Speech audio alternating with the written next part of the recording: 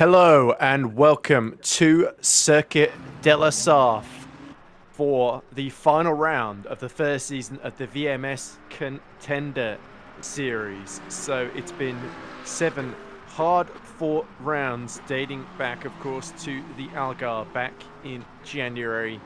Now we are here at the most famous endurance racing circuit of them all, here in France, near the village, the town of LeMans, that the event is named after, of course.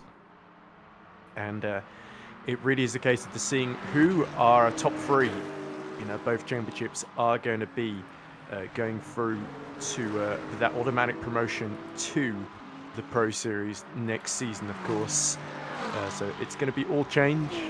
It does really feel like the final hurdle, just getting over the finish line at the moment, as we see our GT3s then on track. Sadly, we've only got 7 for you here, which is, if I'm not mistaken, we had 7 at Bahrain as well. So yeah, we have had 12 across the course of the whole season, but only 7 in these last 2 races then. So let's remind ourselves of the championship picture as we look at the man on screen, Marin Bissier, who led quite a lot of the race in Bahrain, but was ultimately beaten by Vaskin Simonian.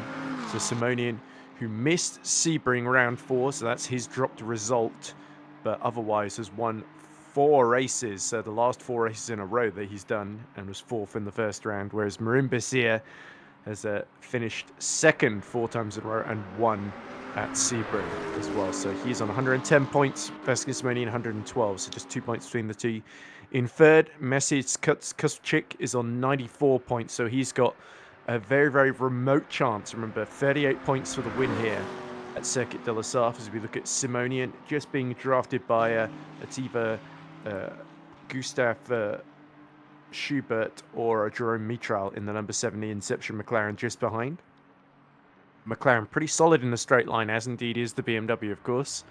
So we'll have to see which is the car of choice around here. The Ferrari was very, very good when we did the pro round. Victorious in the hands of Sebastian Wunsch, of course. Behind Kuschik is Lucas Korsch on, I believe, 81 points, if memory serves correctly. I'm pretty sure this is round 7, not round 8 then. So I may have misspoke a little bit earlier then. But yeah, Lucas Korsch is on 81 points, so it's still possible to catch Kuschik. Try saying that twice as fast, but it. Try saying it at all based on last week's stream. We got all sorts of flack from some of the watchers on YouTube about Kuschik's name, didn't we? Well, it was Sebring, I think, where they were particularly harsh on me specifically, and then Ross was the one getting it wrong. This is, by the way, Ollie. Is it Ollie Shakespeare in the background? Yes, Ollie. Yeah, Ollie Shakespeare. Yeah. I was trying to remember your last name, Ollie, and I did correctly. So there we go. Another name crossed off successfully, which is good. But anyway, it's great to have you here. And unfortunately, we don't have quite enough time to add your name to the graphic at the top. So we had Spa. Well, it was me and Caitlin. You were doing the broadcast, and now, unfortunately, it just says my name when it should say yours as well on this occasion. But yeah, this is probably the most exciting championship fight that we got today. I think, realistically, Jeremy Leitas, Jerome Mitral, Nick Dealey, Rune Babers, Olivier Brunier, and Maxime Wendler making up the top 10. They are really a little bit too far back to fight for the top 3. It's really about Simonian Bissier, Kuschik, and Korsch, really. And they are basically half of the field that's shown up today. Yeah, I mean, it is really great that that the drivers who kind of have a stake in the game are the ones that have turned up. They are aware that they're fighting for those. As I say that, really I realize vital Kuschik's not there. So yeah, we've got 7 drivers. Only 2 of them are really fighting for that top spot in the championship. But it really opens the door for Lucas Korsch, of course, who did get that 3rd place last time out. So yeah, Lucas Korsch needs to get 15 points, and I believe that's equivalent to finishing like 4th or 5th in the endurance race. I'm just trying to remember how many points you get for. I believe it's. Oh, I'd need to Google the FIA, the point system, because it changes based on. It changes based on it being an endurance or not, doesn't it? Yeah, I've got a worksheet from the Pro Championship. So let me just reverse engineer it from that. Here we go. 38 points for the win.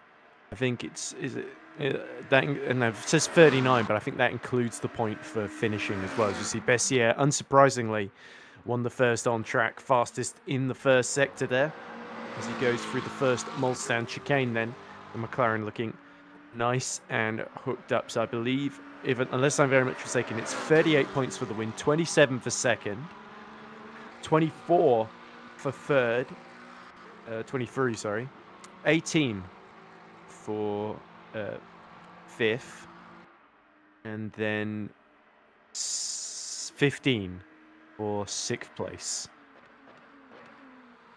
Yeah, so that would make sixth the minimum for Lucas Korsch here, which will be based on his run so far in this Contender Series Championship. You would say, you know, touch wood, I don't want to commentate his cursing before the race has even begun. Well, it's a case of VA just has to finish, doesn't he, Ollie? yeah, absolutely. That's potentially that is all he has to do based on if anyone else has any issues. But yeah, as you said, Marin Bessier having a really, really great Sector 1. So far, he is the fastest of any GT3 to have crossed that Sector 1 line. You might ask, who's the second fastest to have crossed that Sector 1 split line so far? It's championship rival Vascon's Simonian, second fastest by less than 1/10 of a second through that first sector. So these guys are going to be trading punches all the way through this final round. Yeah, we will see a French champion crowned here at Circuit de la Sarthe. But will it be Marin Bessier or Vasquin Simonian then? Bessier, who of course defended so brilliantly, didn't he, in Bahrain before Simonian eventually found a way through. It was absolutely an incredible battle out in the night in Bahrain. It really shows you just how much these guys want that top spot. It doesn't matter to them that they're being promoted or not to Pro Series. They know that they only need to finish in that top 3, but that doesn't stop them from having that kind of racer's instinct to be at the top. Yeah, exactly. So it's a case of this is one of the, as we said, one of the classic, the most classic endurance events, the most iconic endurance circuits on the planet, it must be said. And it's certainly going to be a big test of the drivers, especially in endurance format, of course. It's quite a different kettle of fish doing a sprint race 40 minutes at Le Mans compared to 1 hour 40 minutes, which is really going to test a lot of the contender field. So not only have we got a relatively small field, but attrition could be quite high as well, which is why I think it's going to be very straightforward for Lucas Korsch, unless Kustrick turns up and starts at the very, very back of the grid, as we see Bessier really starting to mount the curves through the forward chicane as he completes his first qualifying lap. And it shows you the length of the lap here, because it's going to be a 4-minute lap time here. And that means we've only really got 6 minutes left in the session. So Bessier, no time to go back to the pits. He's got to immediately start his next run, as Nick Dealey is nearly 5 seconds slower. And that really shows you the spread between Dealey, who has had some good performances this season. He was 4th, remember, last time out at Bahrain, as now Korsch goes 3rd fastest. But it's Simonian with a brilliant final sector, 3.5 tenths quicker than anybody else, beats Bessier by just under 1.5 tenths there. So that is quite a narrow margin, and that is a real hammer laid down from Vasquin Simonian, and Bessier has got to respond to that immediately. Yeah, making a final sector happen like that around here at Le Mans is incredibly difficult. That final sector is not made up of corners that it is easy to push through. Those Porsche curves are scary, scary corners to push harder through than you might feel is really necessary, with the walls so close, and especially with the grass runoff that you've got coming through those corners as well. So brilliant, brilliant final sector from Vasquin Simonian here, really kind of putting that first finger on the championship trophy here in Le Mans. Indeed, as there we go, another purple sector from Simonian in that first sector then. So he just had a really good Dunlop bridge chicane, and then the Mulsanne corner, of course. Often, I think it used to just be called the Mulsanne kink back before the chicanes are in. Yeah, we have And I'm thinking of Tetra Rouge. That's the one. Yes, it's Tetra Rouge. It's at the beginning, just before the big Mulsanne straight, and the Mulsanne corner is right at the end of it. So that's the one that Simonian, just after this next chicane, is building his way up to. But you can see also that's, I believe, Korsch just in the distance there, giving Simonian ever so slight of a toe, I think, the more he closes up to the back of him. But again, there's a risk there. Such is Simonian's pace on the rest of the field that if he's like nearly 5 seconds a lap faster than some of the rest of these drivers, he might catch them during his qualifying lap, and that could actually backfire slightly, of course. It's not a private session like you get in some of our sim racing championships. You have really got to find that space out on track. So yeah, Simonian certainly has got the pace. As now he comes up to Mulsanne corner. He's through the little kink just before, hooks it up beautifully. You see somebody's knocked over the bollard, and we see, I think that must be Korsch or one of the Ferraris. It could be Nick Dealey as well. No, it is Korsch because it's the red 66 Ferrari that has kicked up a bit of gravel. Yeah, Simonian, nearly 3/10 faster in both sectors. He's just looking absolutely hooked up. And you see this sometimes, especially when the stakes are really, really high, aren't they, for Simonian? He's got to nail this lap. Remember, he messed up both his laps in Bahrain, had to start at the very, very back of the grid, which set up that fantastic race. He's determined not to let that happen again, isn't he? Oh, but it's wide through Indianapolis, really. That was unideal. He did not get that BMW M4 really hooked into the apex there. You've got the camber to help you. So it's, yeah, he's going to have missed out on probably a couple of kilometers an hour coming out the exit there. He'll have to hope that those kind of 6/10 that he's found through the first two sectors will hold strong through this final sector. However, with the performance that he put in through the final sector last lap, I would doubt that little loss at Indianapolis is going to scuff his lap too much. Yeah, because it's such a short run to Arnage as well. And you saw how close he was actually to the wall on exit there. Simonian now, are we going to see full commitment here through the Porsche curves, of course, and in the GT3 BMW M3, it can be it's a very, very different driving a hypercars. Bessir, there we go, goes 6/10 quicker now than Vasquez Simonian. So everybody's finding time. Bessir is the first man into the 3-minute bracket now, as we see yellow flags somewhere out on track. But Simonian was still slightly faster in the first sector, and 3/10 up in the middle. So this could be very, very close then. It's all going to come down to whether this final sector is good enough for Simonian. It's not good enough. He's 3 seconds down. So there we go. He's got one more run left, and it has to be perfect to take pole position here. So Bessir, he's got the advantage now. Yeah, I think that was a choice from Vasquez Simonian there. Realistically, he that final sector wasn't 3 seconds off the pace. Sorry, because he was pushing and it just wasn't coming together. He's made the choice that lap wasn't going to happen. yeah, absolutely. I hope no one needs those for their braking markers, because they're going to find themselves significantly scuppered. But yeah, a conscious choice there from Vasquez Simonian to back out of that lap. Maybe, let the tyres cool a little bit rather than pushing flat out through the Porsche curves, which is obviously the highest intensity section of track for these tyres on these GT3 cars, and put everything into this final push lap that he's got around Le Mans here. Yeah, so both of them pretty close in that first sector. You see Simonian 81 thousandths down, so he was only 3 thousandths down on the previous lap. And if this is a personal best, that's just Bessir going slightly faster as well then, somewhere up the road. But we see support in the chat from Steph Le Bourguignon saying, Marin, clap, clap, clap, Marin, hi here. So certainly one of our two Frenchmen being cheered on, but hopefully we do see some support for Vasquez Simonian, who has been absolutely stellar this season as well. I think both of them would be fully deserving. But of course, Bessir is trying to keep up his 100% endurance success rate, having won so fantastically at Sebring. Had to fight his way past Simonian and Jeremy Leites, didn't he, in that wet race as well, where it rained suddenly about halfway through and became a bit of a ice rink out there. Yeah, that was a race and a half. And Vasquez Simonian, actually, just looping back, finds himself the only GT3 car currently on the streets of Le Mans. Marin Bessier, having finished that lap, decided, I would assume that was the best he was going to get out of that McLaren 720S, and has returned to the pit lane, returned to his garage.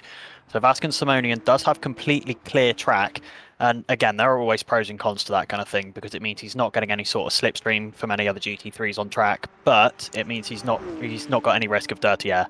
So it's all push now for Vasco Simonian to try and put this BMW on pole.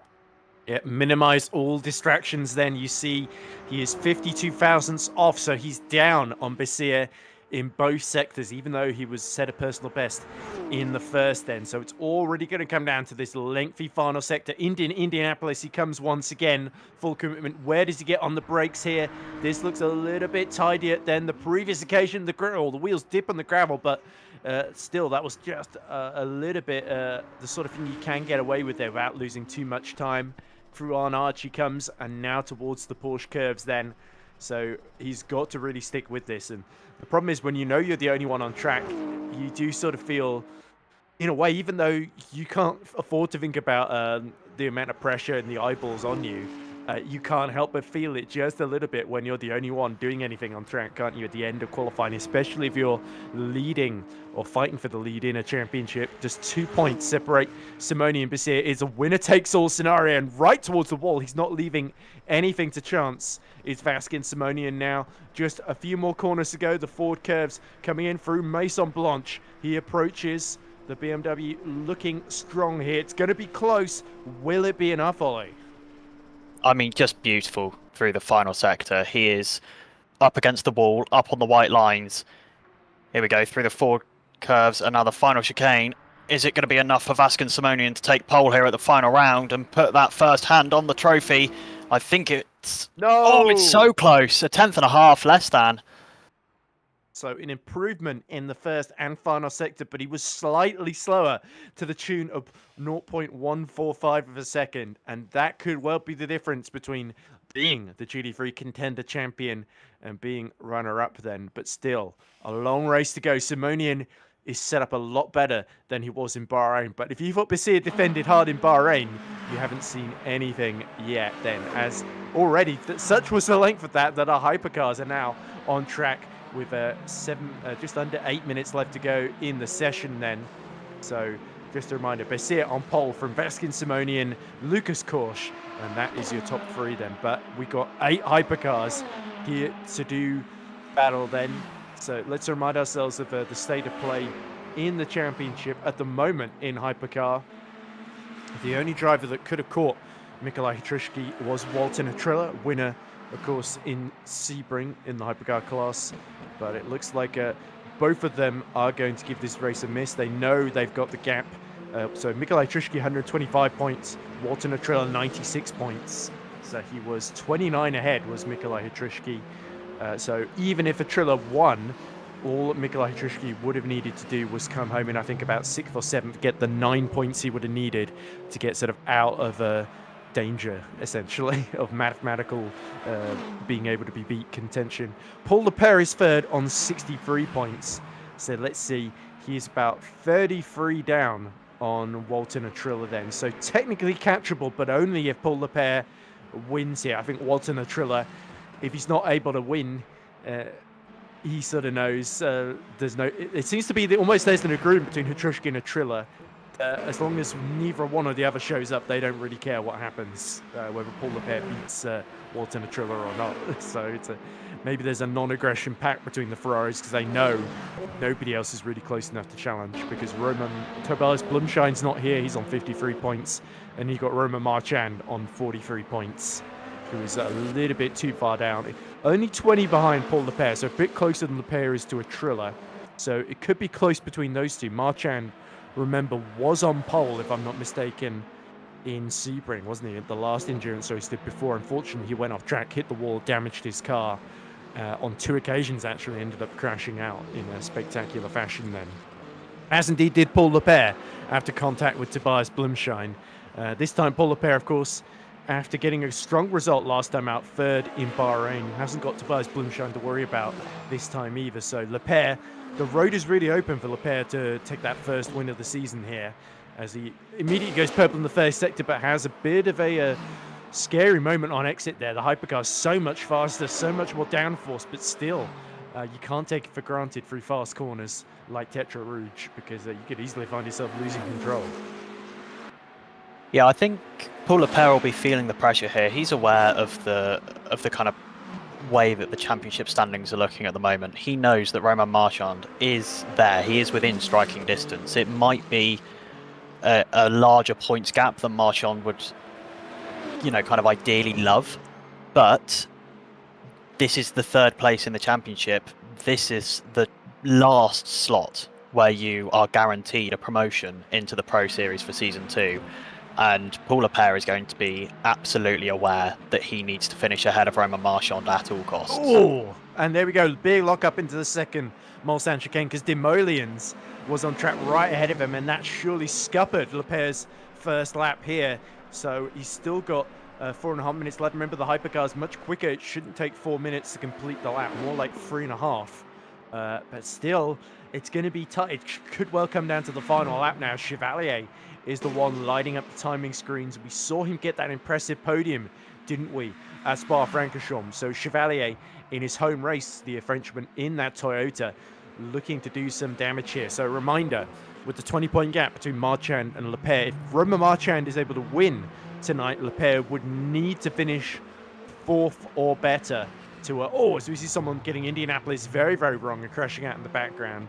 Yeah, Paul Leclerc would need to finish 4th or better to seal the third in the championship, which is the final qualifying spot for Pro next season. As we see, it was Sobers that for some reason didn't bother to break into Indianapolis, and I think that could well be the end of his qualifying. That's going to be really disappointing for Sachin Sobers. He was on the pace. It was a 32.5 through the first sector for Sachin Sobers. He must have got on the grass when breaking into Indianapolis. I don't know why else he would just be breezing off track at that speed. Yeah. It must have been some sort of issue into the braking zone, and just, straight off track. It looked almost more like an equipment failure, like an input failure or something. Although the tires were locked up, so yeah, I'm guessing a moment through the kink into Indianapolis, and then it was just a one-way ticket. But the BMW man will be kicking himself because he was on a very, very good lap there.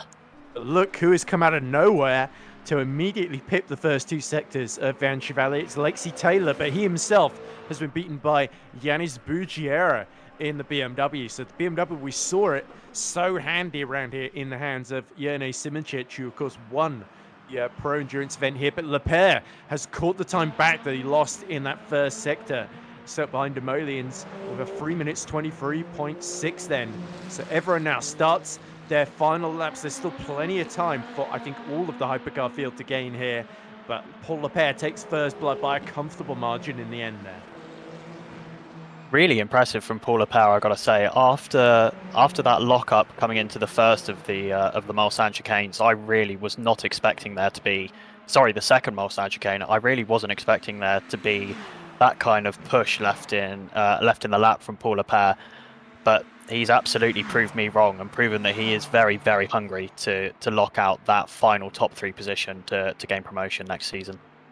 Oh, we also do have a comment in the chat from Walter Natrilla. So the Finn tells us, I had a brake pedal failure yesterday, so I'll just sit back and enjoy watching this stream instead. So that is a bit annoying from his point of view, because he's potentially lost the chance to win the Contender Championship purely because of the brake pedal failure. Or did Mikołaj Hytruszki know about the brake pedal failure, was going to show up, but then saw that Walton had the brake pedal failure, and then thought, well, I can just sit back and relax now. Yeah, possibly a little bit of gamesmanship there. I think realistically for Hytruszki, he's only really worried about taking that championship win.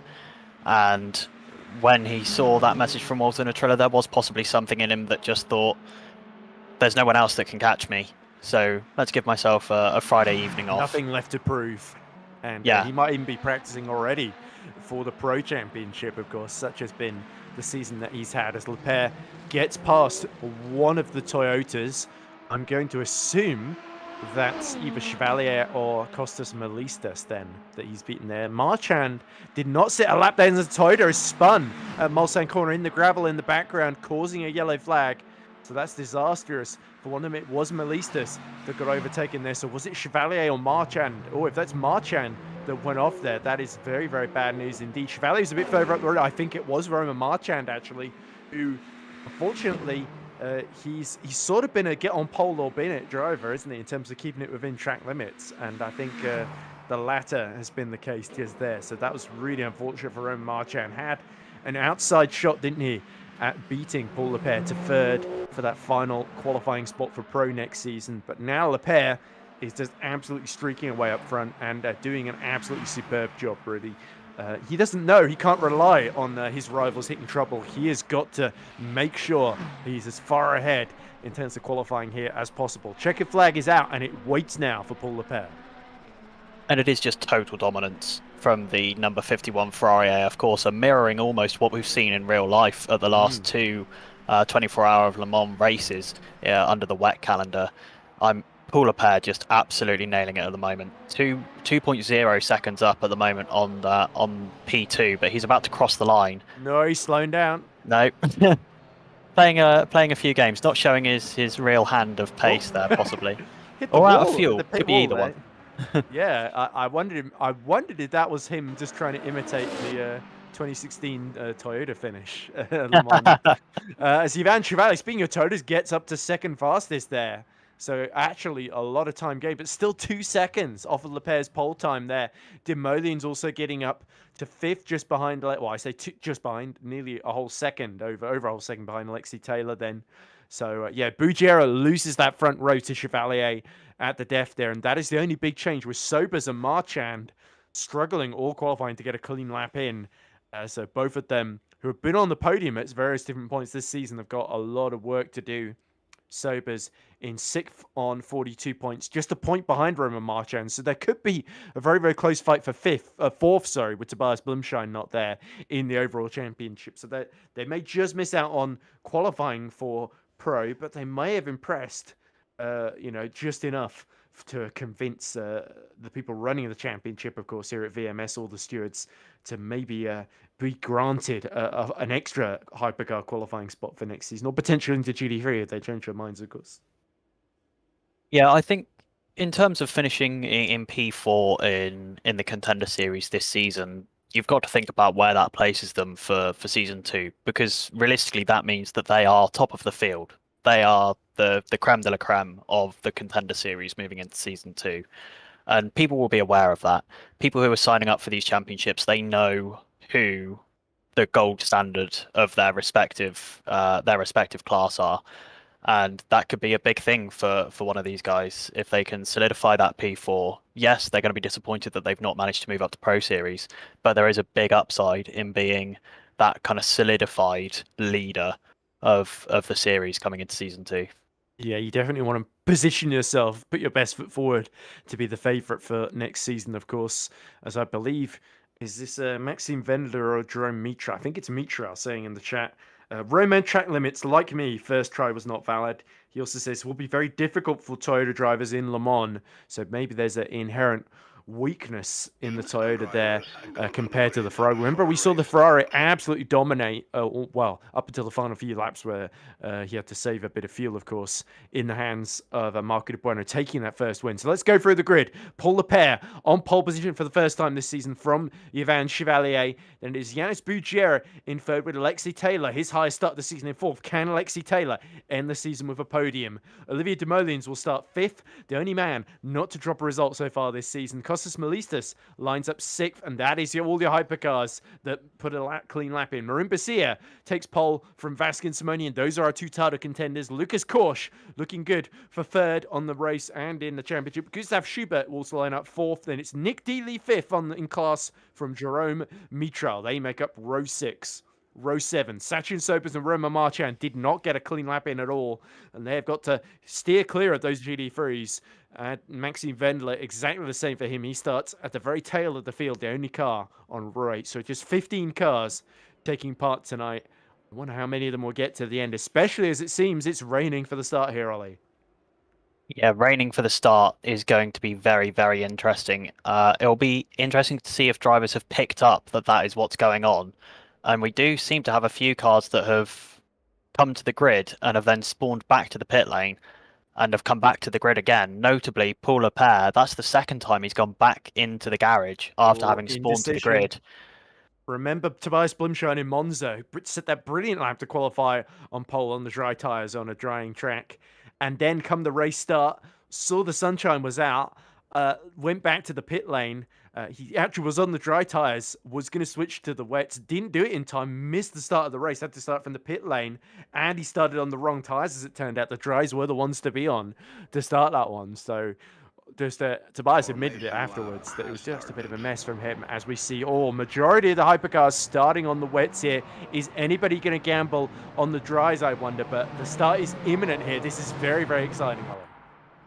Yeah, and the difficulty, especially with a game that runs like Le Mans Ultima does, is that the weather can be different in different parts of the track. Now, at a short track, that's not necessarily going to be an issue, but at a track with the length of Le Mans, by the time that you get up to the Mulsanne corner in Indianapolis, you could have completely different track decisions, and these drivers have to make the choice based on what the kind of 50 meters of track that they can see in front of them when they come to the grid.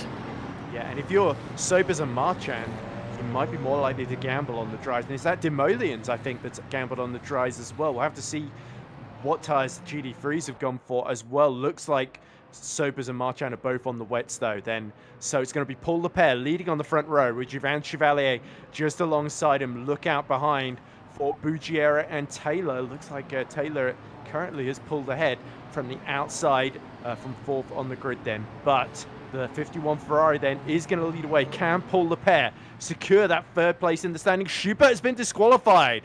So number 70 Inception McLaren already hitting difficulties before the race even begins. And we are down to 14 cars then, as the green flag is imminent. We're about to get underway at Circuit de la Sarthe. The 1 hour 40 minutes of Le Mans begins now, and it's Lepere with Chevalier alongside him. Schubert, there we go, confirmation of that penalty. Will he be allowed back in the race? We don't know, but side by side go the front two rows, and it's Lepere that holds the lead going into the Dunlop chicane there. Bugiera fighting away with Lexi Taylor. It's Taylor that's got the inside though, as they go under the bridge and actually getting a poor exit there. So Yanis Bugiera is securing that third position that he qualified in. Meanwhile, the GT3 tied up battles. Side by side go Demolians and Roman Marchand in the battle for sixth then. Marchand getting very, very physical, trying to bully Demolians out of the way, but Olivier Demolians, he holds firm then. He's not going to be undone quite that easily, is the Frenchman. And they're going to go side by side then as they go down the Mulsanne straight. And look how aggressive Marchand is being. He's got to take risks here to catch up to Lepere in that fight for the final qualifying spot, isn't he? Yeah, it'll be interesting to see when we get a chance after all this kind of first lap scrapping is out of the way. As I say, first lap scrapping, here come our championship contenders in LMGT3, and it's Vasquez Simonian clearing through on Marin Bessier, the top end of that BMW in the slipstream of the McLaren, just making it so that Marin Bessier couldn't stop that move from happening, knocking the bollards out of the way as well. It is scrappy all over the place on the first lap in both classes so far. Yeah, that was almost like Simonian knocking it over, using it as a projectile to chuck it at Bessier to sort of stop him getting the toe himself. But look, the McLaren is pushing the BMW down the straight as Marchand, meanwhile, has cleared Demolians just up the road then. Green flags waving, of course, on the first lap of the race, and now back up the inside comes Marin Bessier. Fantastic, immediately counter-attacking into the second Mulsanne chicane, but Vasquez Simonian goes a little bit wide there. Can't afford to make too many mistakes like that in these tricky conditions, because it will cost him so much more running a little bit wide when it's treacherous like this. And I wonder, it doesn't look all that wet to me, but if it continues to storm down, there are a couple of GT3s that haven't got the windscreen wipers going, I don't think. As we see, let's see what tyres they're all going for. Demolians went for the mediums. Melistas and Marchand gone for the softs. Everybody else in Hypercars gone for the wets then, and all of our GT3s are on the wets then.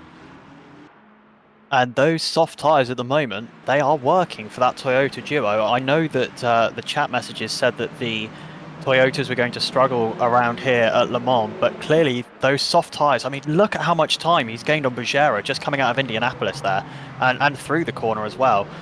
Melistas clearly just has a little bit more grip in that GR010 at the moment than the BMW in front of him. Yeah, and I wonder, are any of our Hypercar leaders, the top three, going to decide to change tyres early on for dry tyres, or will they stick it out, hope the rain starts to fall, as we see Taylor and Demolians dueling away, and Demolians is going to try to go around the outside at the Porsche curves then. you see sort of Marchand, who's made a good start here, now sort of starting to be held up behind Bugiera and Melistas then. But Demolians made it through. That was a good move, even though Taylor, of course, was on the wet tyres there. But now Demolians could catch up to the two tires and Bugiera as well. So Lepere and Chevalier and Bugiera have got a really difficult decision to make here as we complete the first lap. Oh, that's Sachin Sobers off track. Oh, Sobers in more difficulties then on his wet tyres. Bugiera, was it? Yeah, somebody in difficulties there. Just in the wall then, it looks like, is that Bugiera? It must be Sobers. Oh, it is Bugiera, sorry. So he may have got a tap at the back from Melistas, because Melistas has dropped behind Roman Marchand then. Yeah, not quite sure what's happened there, unfortunately, and we aren't going to be able to go back and look at any sort of replay to work out what has occurred. It looks like Bugiera's car is in a decent condition, but he was stopped for a while. Possibly an inputs or a hardware situation. Yeah, something like that, I think. Oh yeah, he stopped, I think, just before the Ford chicane, just coming out of Maison Blanche. As we see, Marchand has passed Chevalier. So Roman Marchand is up to second, and he's right behind Paul Lepere now. So we talked about Marchand having a really horrible qualifying, but risking it on the softs has proven to be an absolutely inspired call here. Same for Melistas and Demolians now, who are right behind Chevalier. And Paul Lepere is in danger of losing the lead, and suddenly he could be in a risk of dropping out of the top four here, which is what he needs to seal that third in the championship. The two Toyotas of Chevalier and Melistas go side by side, with Demolians all over the back of them, and that is Chevalier being shuffled down to fourth, and now Demolians on those mediums is going to fancy a run at him as well. I think the big issue really for Paul Lepere here isn't that he's going to lose position to Romain Marchand, but it's the fact that he can't swap off of those wet tyres. It is too early. Look, it's starting to rain much harder now. And look at this side by side for the lead. Lepere and Marchand. Marchand trying to go around the outside. Demolians has to miss the chicane completely. And it's Marchand that takes the lead. And he's got to before the rain gets worse there. It's going to be a balancing game now. For Paul Lepere, the amount of rain that is coming down right now is going to feel like a godsend. Those first few laps, that first lap and a half will have felt nasty on those wet tyres, and it's been proven so by Romain Marchand with how much faster he is. But look at him now, struggling through the top of the Mulsanne corner there. Is this the track starting to come back to Paul Lepere already? It's only been raining for a matter of 30 seconds here, but has it been enough for those soft tyres to no longer be better on that Toyota than the wets on the Ferrari chasing behind? And look at Melistas and Demolians. They're fighting like crazy. It'd be great to see the gaps because we've established what tyres everybody's on. Demolians is making a bid for third here on those medium tyres, trying to go all the way around the outside. Costas Melistas, fantastic move, full commitment, but Melistas breaks deep into Indianapolis and pushes both of them into the gravel. And that's going to hand third back to Yvan Chevalier there. That was, I think, a little bit stubborn there from Melistas. He would have been better served tucking in behind there and trying to fight back into the Porsche curves, but he was impatient, wanted to get back through immediately, and it's cost both of them. Yeah, just a little bit too much from Costas Melistas there. I can understand why he's kind of fighting so hard against Demolians, because he wants to make the best out of those soft tyres that he's got on right now, maybe feeling that actually he is faster than Demolians. Wow, lots of understeer through the first part of the Porsche curves for Yvan Chevalier. A little tap on the wall through the middle as well. Maybe this final sector of the track doesn't look like it's been affected by the rain as much. No rain on the cameras at the moment. And everyone's off track through Maison Blanche. Well, even if there's no rain, there's not a whole lot of grip either through these faster corners then. So Paul Lepere's dropped to 1.1 seconds behind, and one of the Toyotas is diving in. Is that Costas Melistas? So he was one of the ones who gambled on the softer dry tyres, so he's going for the wets here, surely. You would have to assume so. Either that, or maybe he's picked up. I can't remember where on the kind of body of the car that contact was, but there's a chance there's a little bit of suspension damage. I didn't see a penalty, so yeah, it could be some damage from the contact with Demolians there. But yeah, Yvan Chevalier is going to be laughing all the way to the bank. Look at Lepere now, starting to catch back up to Marchand. So it seems like the Frenchman here read the forecast correctly. So in both classes, we've got two Frenchmen dueling away for the lead here. So this is if you're a local here at Circuit de la Sarthe, you are being fed well tonight from our 14 car field that started this race here. And Lepere now he knows he can't afford to take too many risks here, finding a way with Romain Marchand. At least he's building up a gap to Chevalier and Demoliens. So in terms of the big picture, it's working well. Look, the windscreen wipers really working overtime down the straight here as they go to that first Mulsanne chicane. And you can tell Marchand is a lockup from Paul Lepere. He's getting a little bit aggressive into the braking zone. And Romain Marchand, of course, had to take advantage when the track conditions were going his way. But now he's got to hold on for another 90 minutes. This could be a very, very tricky task that he's got ahead of him, because we know how quick Paul Lepere is. They're going to be evenly matched now. Demoliens having another run on those dry tyres to get past Yvan Chevalier, and he retakes third position. Demoliens has not taken a third place yet this season as he clears going into that second Mulsanne chicane. Needs to make sure he gets into the braking zone in time on this occasion, and he does so. But yeah, the track's still just about good enough for him on the dries at least. He's got a bit more confidence compared to Marchand, who's really starting to be caught here by Lepere. Maybe Lepere is just good whatever tyres, whatever conditions you pin him in. It feels like we're really on a crossover at the moment. There are places where the dry tyres are locking up because of the aquaplaning that they're experiencing, and there's places where the wet tyres are locking up because they're trying to brake on a dry surface. So I don't think either tyre has that kind of absolute supremacy across the track at the moment. I think the first sector and the first half of the lap at the moment from the pace difference is favouring those wet tyres. But I think this final sector could still be better for the softs. Paul Lepere backs off that time, not risking any sort of contact with the man who is going to be rivaling him for that final promotion spot. Yeah, I think you would have seen what happened with Demoliens and Melistas the previous lap at that very corner. And look how much Marchand really struggling through Indianapolis. And it must be said, that's going to hurt his exit here. So Lepere's got another chance. We also got a comment from pro racer Clement Gagord. He says, Yanis Bujera comes from Los Angeles, so he is still jet lagged, is what he's saying. So that's why Kendra stopped. Lepere, has another think about going around the outside into the Porsche curves, as it's all a four-way fight for third now. Look, Sobers, who had that horrible qualifying, horrible first lap, is now caught back up to Chevalier and Demoliens here. Both of them on the wets, but Demoliens on the dries. And Sobers, who we saw finish on the podium at Spa, has had really good pace across the season, but had a few bits of bad luck as we see the wet line rooster tails starting to emerge here at this final sector here. So it's incredibly treacherous. Lepere's right behind Marchand once again then.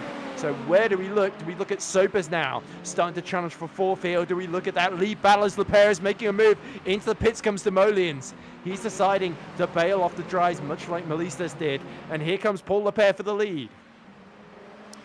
Paul Lepere is going to be incredibly happy seeing those rooster tails starting to come up off the back of the Toyota in front of him. I expect it'll be the happiest he's been since putting it on pole just about 15 minutes ago now, because seeing those rooster tails come up means that he has made the right choice, and that is crucial for his promotion chances into the Pro Series. Marchand's round! That's huge for Marchand. So lucky he didn't take out Paul Lepere there as he slid across the track there. Once he lost it just out of the Dunlop chicane, and he's getting downhill there, he was a passenger. Luckily, he gets going again in fourth, but on those dry tyres, surely this is a case of tiptoeing back to the pits now. He stayed out a lap longer. Demoliens and Melistas, I think, decided to cut their losses at the right time now. And that puts Chevalier and Sobers onto the podium now. And the difficulty now, it's pretty much pendulumed back the other way. I was saying that those on the wet tyres can't box off of them because they'll have to do another pit stop, as Sachin Sobers now gets past Yvan Chevalier in the Toyota coming into the first of the Mulsanne chicanes, puts himself in P2 now. It's now pendulumed back the other way. Those who are now boxing off of the dries, Demoliens and Kostas Melistas, and I'm sure at the end of this lap, Romain Marchand, are going to have to make another pit stop because the virtual energy will not stretch for an hour and a half. It just can't. Yeah, there we go. So there is a bit of strategy in this as well, making sure you can get to the end, because you are certainly going to need pit stops at some point or other. With the weather changing, you need to call it perfectly and coincide those tyre changes for the conditions along with your fuel stops as much as possible. But this is interesting now. Sobers has cleared Chevalier. Are we going to now see the pace of the BMW relative to the Ferrari? Remember, the BMW was so strong here in the pro category, but that was in the dry. In the wet, of course, we did see Sobers finish runner-up to Walter Triller at Sebring. So in low grip, Sachin Sobers could well be your man. But remember, the last race he did at Spa, he ended up crashing out while lapping the GT3 traffic, and that cost him another shot at the podium. But yeah, looks like the pair is just starting to pull away ever so slightly. A couple of attempts in that first sector. So Sobers more worried about Chevalier behind him than Leclerc ahead of him at the present moment. Meanwhile, in GT3, Basir has pulled away from Simonian to the tune of 2.7 seconds. He's another driver that revels in these wet conditions, much like we saw at Sebring here. And Simonian, you can tell, does not have quite the confidence that he did, even in the dry. So all the GT3s saw the weather forecast beforehand, and they knew the safe option was to stay on the wets, whereas we only saw a couple of those, 3 of those hypercars gamble on the dries. And to be fair, for the likes of Demolians, Melistas and Marchand, they were either near the back or they were usually sort of middle of the pack that sort of weren't really going to fight for the podium or the win otherwise. So it was sort of a gamble that was worth taking, but it has gone against them now. At this time, yeah, it has. Just looking back to when we were watching Sachin Sobers there from off track, it was really interesting coming into the Mulsanne corner. You could see where how far forward his brake bias was, because those front brakes were glowing, red hot, and the rear brakes, you couldn't see anything inside those rear wheels at all. The brake pads were not lit up, the discs were not hot. So it's really interesting to see just how much that brake bias was forward in the car for Sachin Sobers, as Lexi Taylor is catching Romain Marchand now at a rate of knots. Romain Marchand's still stuck on those soft tyres. I'm sure he'll be bailing for the pit lane as he does. He's going to have to watch out there. There's not going to be a lot of rubber down in that pit lane, and he goes sailing straight on. Literally right as I said it. Yeah, it's an embarrassing crawl back to the pit. He actually did well to keep it on track for most of that lap, it must be said. But yeah, Lexi Taylor goes through into 4th position.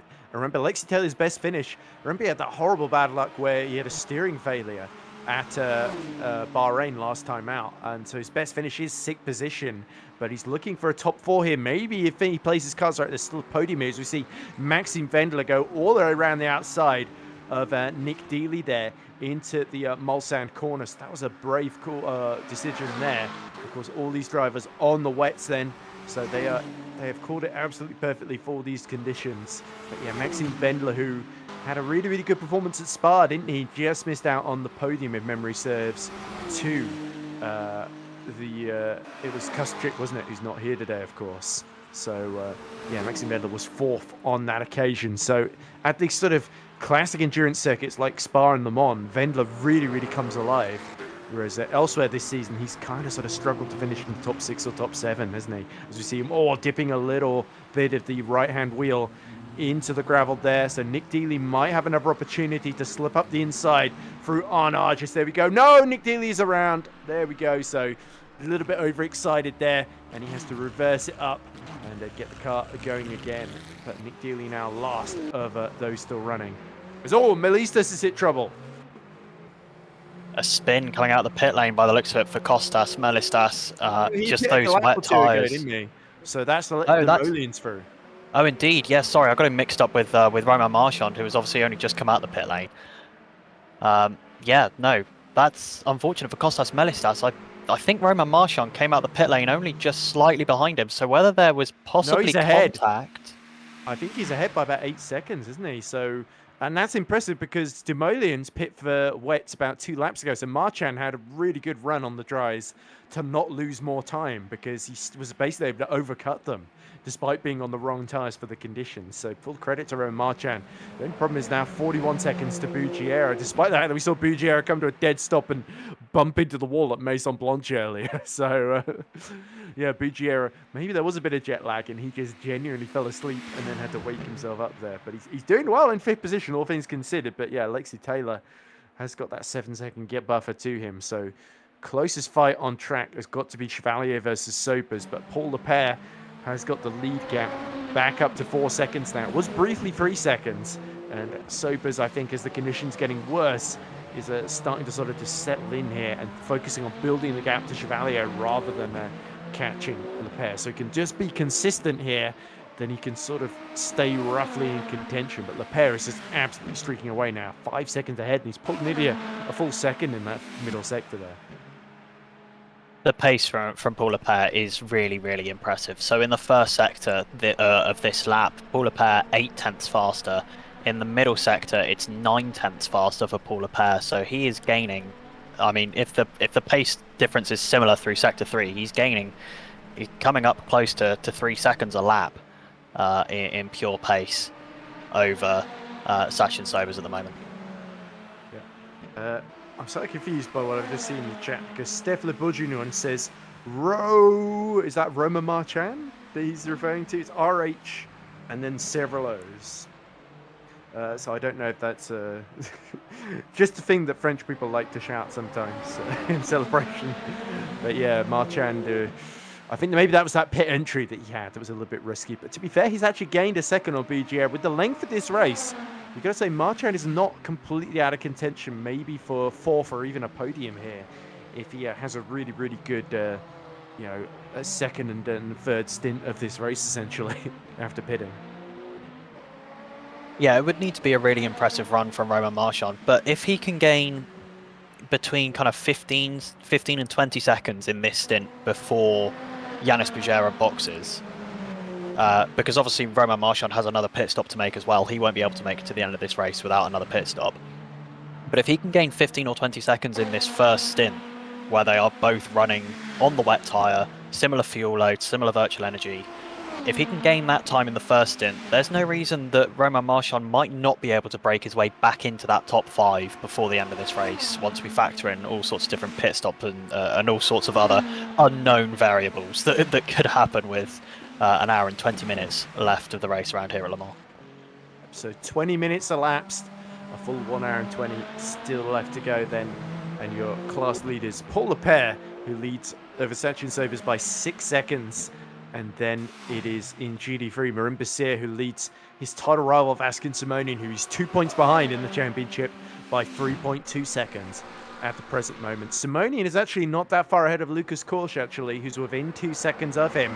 Obviously, Basir slipping and sliding through an arch there, but masterful car control from the Frenchman, who is doing absolutely everything right. Got that pole position and has really never looked back, waiting for the rain to come. Managed to sort of changing conditions beautifully, and so far so good. Then it's going to be interesting though when the hypercars eventually, because it's such a long circuit of course, come up to lap them, how everybody manages that as well, because there are a couple of places where it's really inconvenient to be lapped. The Porsche curves, I'm thinking, first and foremost here.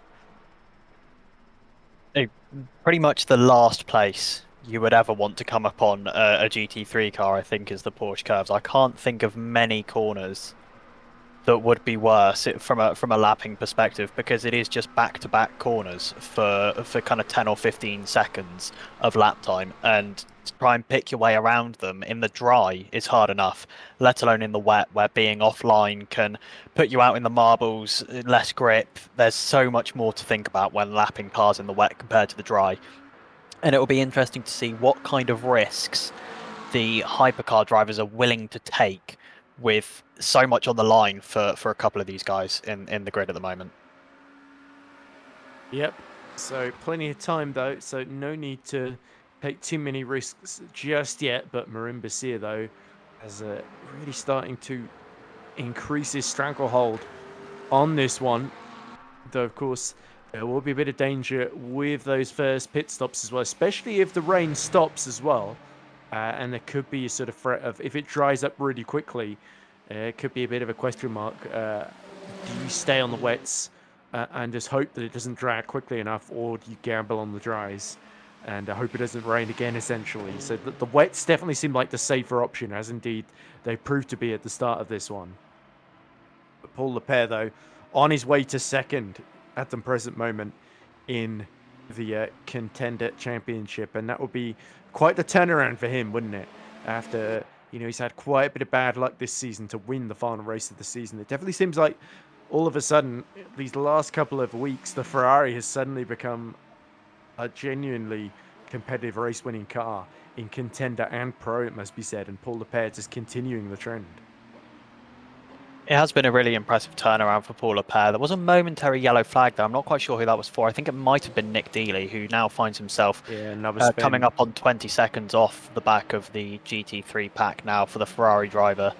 But this will be a good points finish for him because it's sixth in class. So I expect we'll see him stick it out to the end. You know, the points for sixth position in the endurance championship. It's 15 points. Did you say it was earlier on? For sixth, I think it was. Believe so. Yeah, 38 for the win, 27 for second, 23 for third, and then fourth is 18 points. Fifth, I think, is 15 points, and then it's 12 for sixth. So a 13-point total once you include the point for finishing one of these endurance rounds. Oh, you do, yeah. Okay. So it would be a good points haul for Nick Dealey to finish this race, even if, unfortunately for him, the couple of spins that he's had have seen him fall off the back of the pack.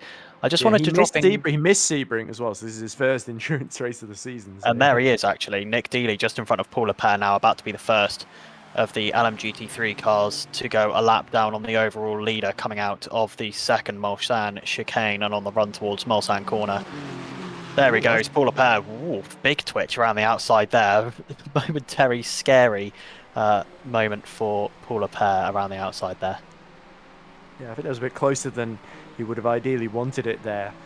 But yeah, this is the case of going around the outside and knowing that he had the traction to immediately clear Nick Dealey. But in the wet, having to lap these GT3 cars is another hazard. As you can see, some of the bollards still a little bit crumpled on the inside there, but mostly intact. I'm surprised we've still got quite a lot of them at this early phase of the race in these conditions. But yeah, not a lot of side-by-side action through Mulsanne corner just yet, of course. Ivan Chevalier has dropped about 3 seconds behind Sachin Sobers now. So yeah, Sobers starting to look a bit more assured in that second position. Meanwhile, Lucas Korsch, closest man on track to Vaskin Simonian then, as we now look at Sobers, who I think has got to clear. Has he just cleared Nick Dealey? I think he has, actually. So yeah, that's now going to be Ivan Chevalier's problem into Indianapolis. Yeah, and I wanted to quickly drop down and talk about Romain Marchand. He has continued to gain time on Yanis Bujera. That gap now down to about 36 seconds. So at the moment, it's about it's kind of between a second and a second and a half a lap that Romain Marchand is gaining, and he is one of the fastest drivers on track at the moment. Paul Leclerc, obviously the gold standard of the field for pace at the moment, the Ferrari driver pulling away from everyone, but Romain Marchand running a really, really good pace at the moment in that Toyota, possibly thinking that he might be able to claw his way back to that top 5 before this race is over, with pit stops to come. Yeah, we'll have to see what he chooses to do strategically, because there might be a few opportunities to outfox Taylor and Bujera by maybe pitting a little bit earlier for the final stop and undercutting them, especially if there is a condition change. But at the moment, it's continuing to rain as we look at Sobers getting well over the curb then into the forward curves. And that's going to allow Leclerc to just stretch the gap back up to 6 seconds again then. So yeah, Sachin Sobers occasionally is able to take a little bit of time out, but crucial little errors do tend to have their effect then over the course of this lap. So it's no wonder that Marchand, with the pace that he's got, even as the grip continues to deteriorate, is making a big, big difference so far in this race. We'll have to see over the next half hour or so how much closer he can get to the leaders. Meanwhile, Jerome Bessier has got the gap to Simonian to nearly 5 seconds now, so continuing to do an absolutely exemplary job. And Bessier could well be on his way potentially too, as we see it all getting a little bit squirrely into the braking zone, but he has it all under control. This could well be the drive that puts him into that contender title winning position. It's been a really great fight between him, Kuschik, and of course Vaskin Simonian all season, really, with Bessier getting so many second places. Simonian probably going to end the season with more wins, but it's the endurance races that give the bigger points, and that's what's made the big difference for Bessier, really. Over the longer distances, he has been the more consistent driver, and in these wet conditions, he has had the pace. Yeah, the McLaren driver has been really, really impressive over those longer form of races. And as you said, that is where the bigger amount of points are scored, which is why we see him managing to be within 0.2 of another snappy moment out of the second Mulsanne chicane. He's not the only driver to have done that recently. I think what the big factor for us is going to be in terms of watching this race is that we can't see whether there's rain falling at the moment. It's not massively showing up on the cameras. So we are going to be watching those windscreen wipers. If those windscreen wipers stop going at any point for any of the cars on track, that is a signal for us that we're likely to start seeing things dry up. But at the moment, it looks like conditions are only getting worse out there on track at the moment. Yep, through the spray comes Bissier with Simonian 4.8 seconds in arrears. And yeah, Bissier, of course, the only result he's had to drop this season was that 7th position at Monza, where the track started off wet, but the sun was shining. He was one of the ones that gambled on the wets when everybody else stuck with the dries. And he sort of, because he didn't switch to the dries early enough like some of his rivals did, he sort of ended up having to stick with that strategy and end up just falling down like a stone through the order then. So that's really the only time this season he's been wrong-footed. And even then, he did well to keep the wets alive for as long as he did on a bone-dry track, essentially. So yeah, he's certainly had his challenges this season, but he's overcome them very, very convincingly. And Simonian has been a really, really great championship rival. And yeah, could still go either way this one. Simonian not out of the picture just yet, but Bissier doing an absolutely superb job right now. And that gap between... Oh, yellow flag. Who is that for? In trouble. I don't think it is. I'm trying to find out who's dropping away. Was it Demolians? No. Looks like whoever it is has managed to work their way out of the trouble. Might have been Lexi Taylor, because he's only about 4 seconds ahead of Bugiera now. Oh, I think you might be right. Yeah, that gap to Ivan Chevalier certainly wasn't 12 seconds. He's lost at least 2 seconds there. So, the believed cause of the yellow flag, and was it, whilst trying to get past that McLaren ahead, and now that another yellow flag out on track, who is it this time? Yeah, tough to say. It clears relatively quickly though.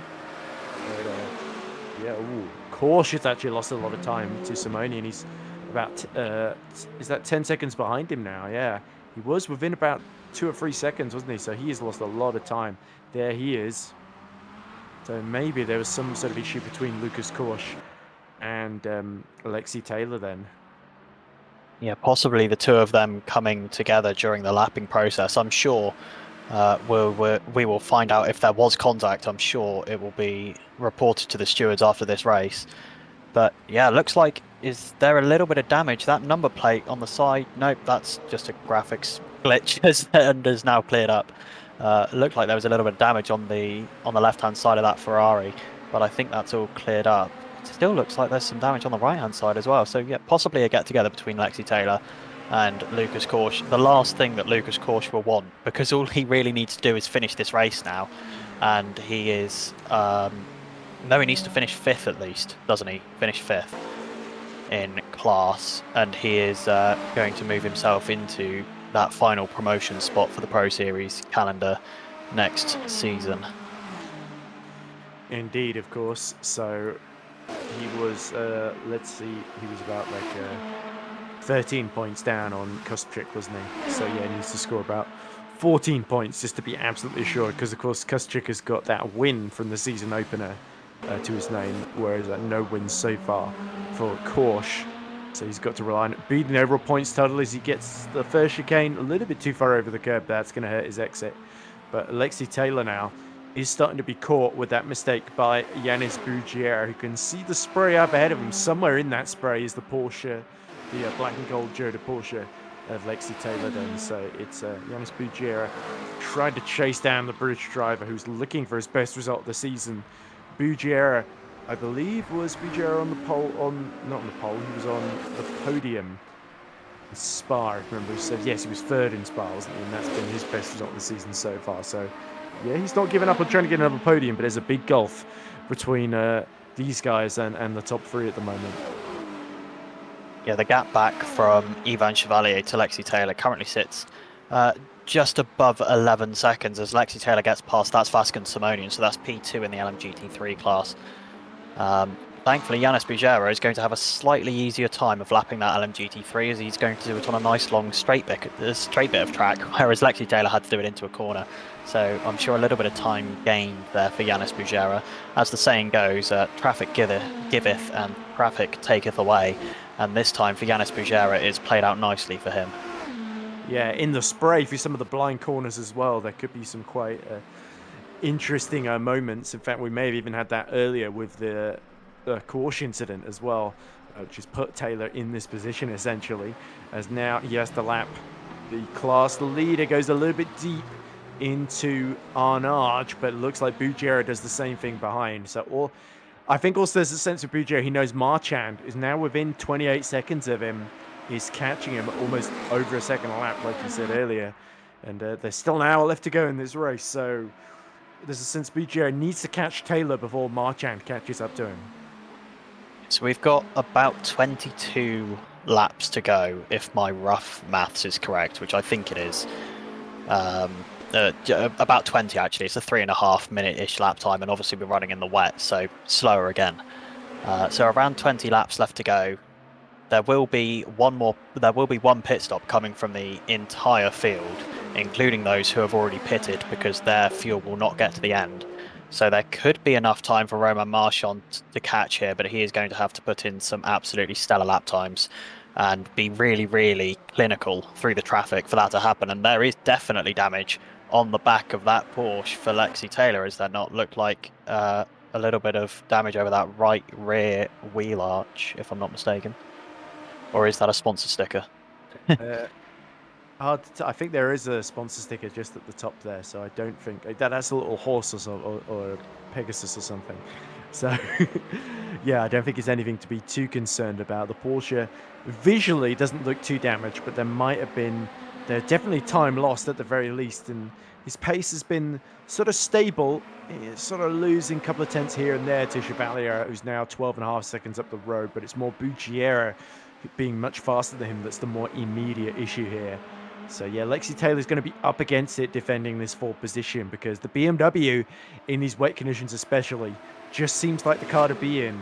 We've not really seen the Porsche get anywhere near close to the top four so far in this series, apart from I think Demolien's got fourth at Monza, didn't he? And that was a unique set of circumstances where Demolien's was one of the ones who I think the one who just sort of was able to, apart from Walter Natrilla and Sachin Sabers, he was the next one who sort of stayed out relatively long actually, then went for the dries, had sort of the freshest tyres at the end, and was able to sort of get past Taylor and the others and hold on to that fourth position. So yeah, the Porsche tends not to have all that much luck in the Contender Series, nor in the Pro Series. They only got the one podium at Spa, courtesy of, I think it was it Mario Tump or Mark Veit? I think it may have been Mario Tump. So yeah, they just haven't had a whole lot of luck there. They go their way, despite the odd strong performance here and there. And look here at Bugera, then another good exit here. But yeah, Lexi Taylor has got to just not make a mistake then for the next hour, and hope that Bugera sort of tires himself out, pushing a little bit too hard, or makes a mistake and goes off into the gravel. It is a long time for Lexi Taylor to have another car within this kind of time behind him. Once a car behind you gets within that kind of 2-second barrier is when you really start thinking about the car behind quite a lot. So Lexi Taylor is going to be trying to keep that out of his mind as much as possible, just run his own race, make sure he doesn't make any mistakes, while Yanis Bugera desperately tries to catch for that P4 overall at the moment.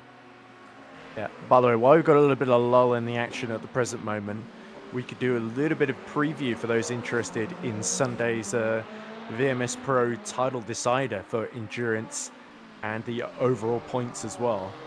And now we see Bugera just trying to get the car turned into Arnage. In the wet, Arnage is a bit of a brutal corner, isn't it? It really is. A bit of understeering on entry there. But in the Hypercar standings in VMS Pro, of course, overall standings, 154 points for Jene Simoncic, 7 points ahead of Michi Hoyer on 147. And then we've got Davin Rockcheck, who's returning. He's on 101 points, just 4 points, I think, ahead of Fabio Grigoletto on 97. So the battle for third and first is going to be very, very intense. There's also a battle for fifth as well between Aurelian Brew on 62 points and our winner from last time at Marco De Buono on 61 points. Don't forget as well the battle to get into the top 10 in VMS Pro, which guarantees entry for next season. Jules Neal and Daniele Farinelli both equal on 24 points in that 10th position. And then Mark Veit, who I think has abandoned the championship, is on 23 points as well.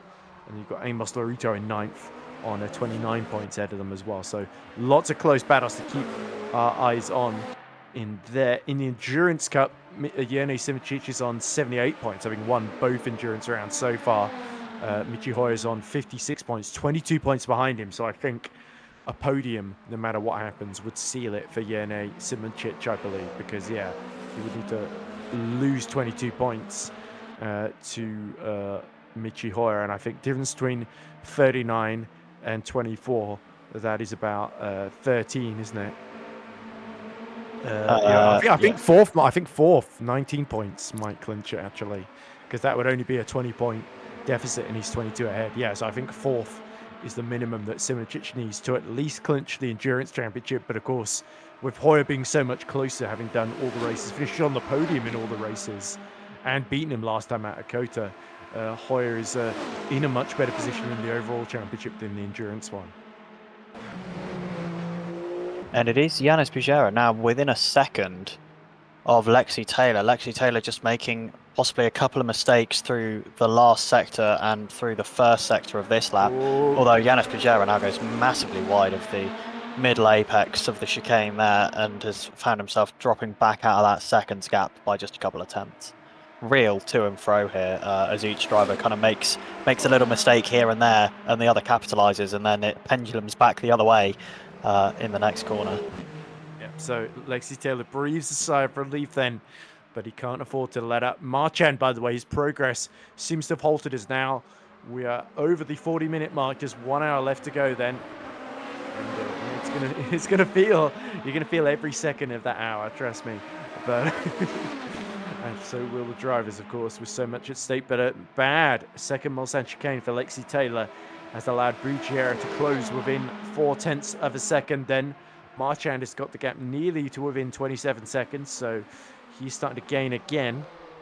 But he isn't quite taking a second lap out, or second per sector out that he was sort of earlier, wasn't he? Almost at points, and a little bit wide out of Mulsanne corner goes Lexi Taylor, but he's still with it. Got that 6% gap, so Bujera shouldn't be close enough to do a kamikaze dive into Indianapolis, but we have seen release the stripe before with disastrous consequences for him and the Demolians. So yeah, we can't guarantee that Bujera won't go for it anyway, even from quite a way back. But yeah, even there, he's just a little bit too far to even consider the move, so he needs to focus on the exit here. And Lexi Taylor, every lap he stays ahead will give him that little bit of confidence that he can pull this off. I think the difficulty for both Bujera and Lexi Taylor now is how hard do they fight? Do they want this to turn into a kind of extended multi-lap battle when Marchand has shown that when these guys are being held up, whether it's by GT3 traffic or by fighting with each other, he puts in seconds of lap time on them. Can they afford to have a really extended kind of battle?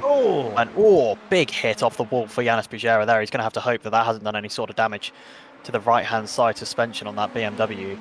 But yeah, as I was saying, are they going to be able to have that kind of extended battle when they both know that Romain Marchand is quite capable of putting in a 2 or 3 seconds a lap of pace on them? And straight into the pits for Yanis Bujera.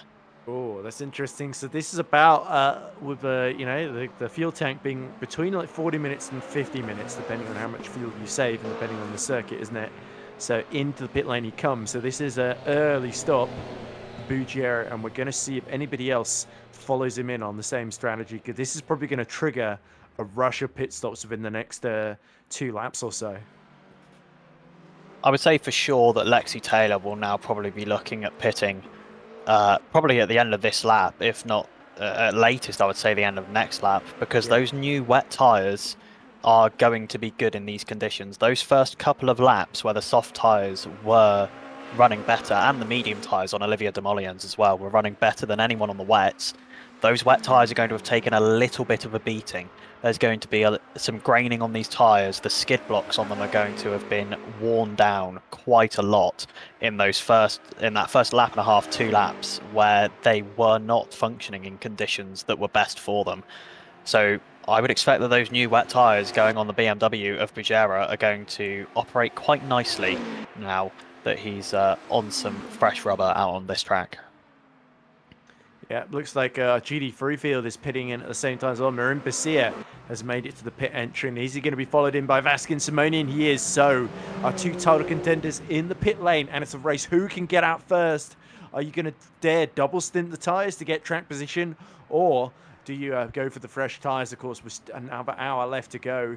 We did see double stinting, didn't we, in the dry here in the Pro Series. Lucas Korsch is staying out that extra lap, maybe a bit more fuel mileage in that Ferrari, so he's going to take the class lead, and it looks like the McLaren of the McLaren staying out as well, but potentially it's Mitral, of course, who moves up to second. So let's see which of the GT3s gets out the pit first. I think you're right; they're probably going to both go for fresh tyres. They have longer stops.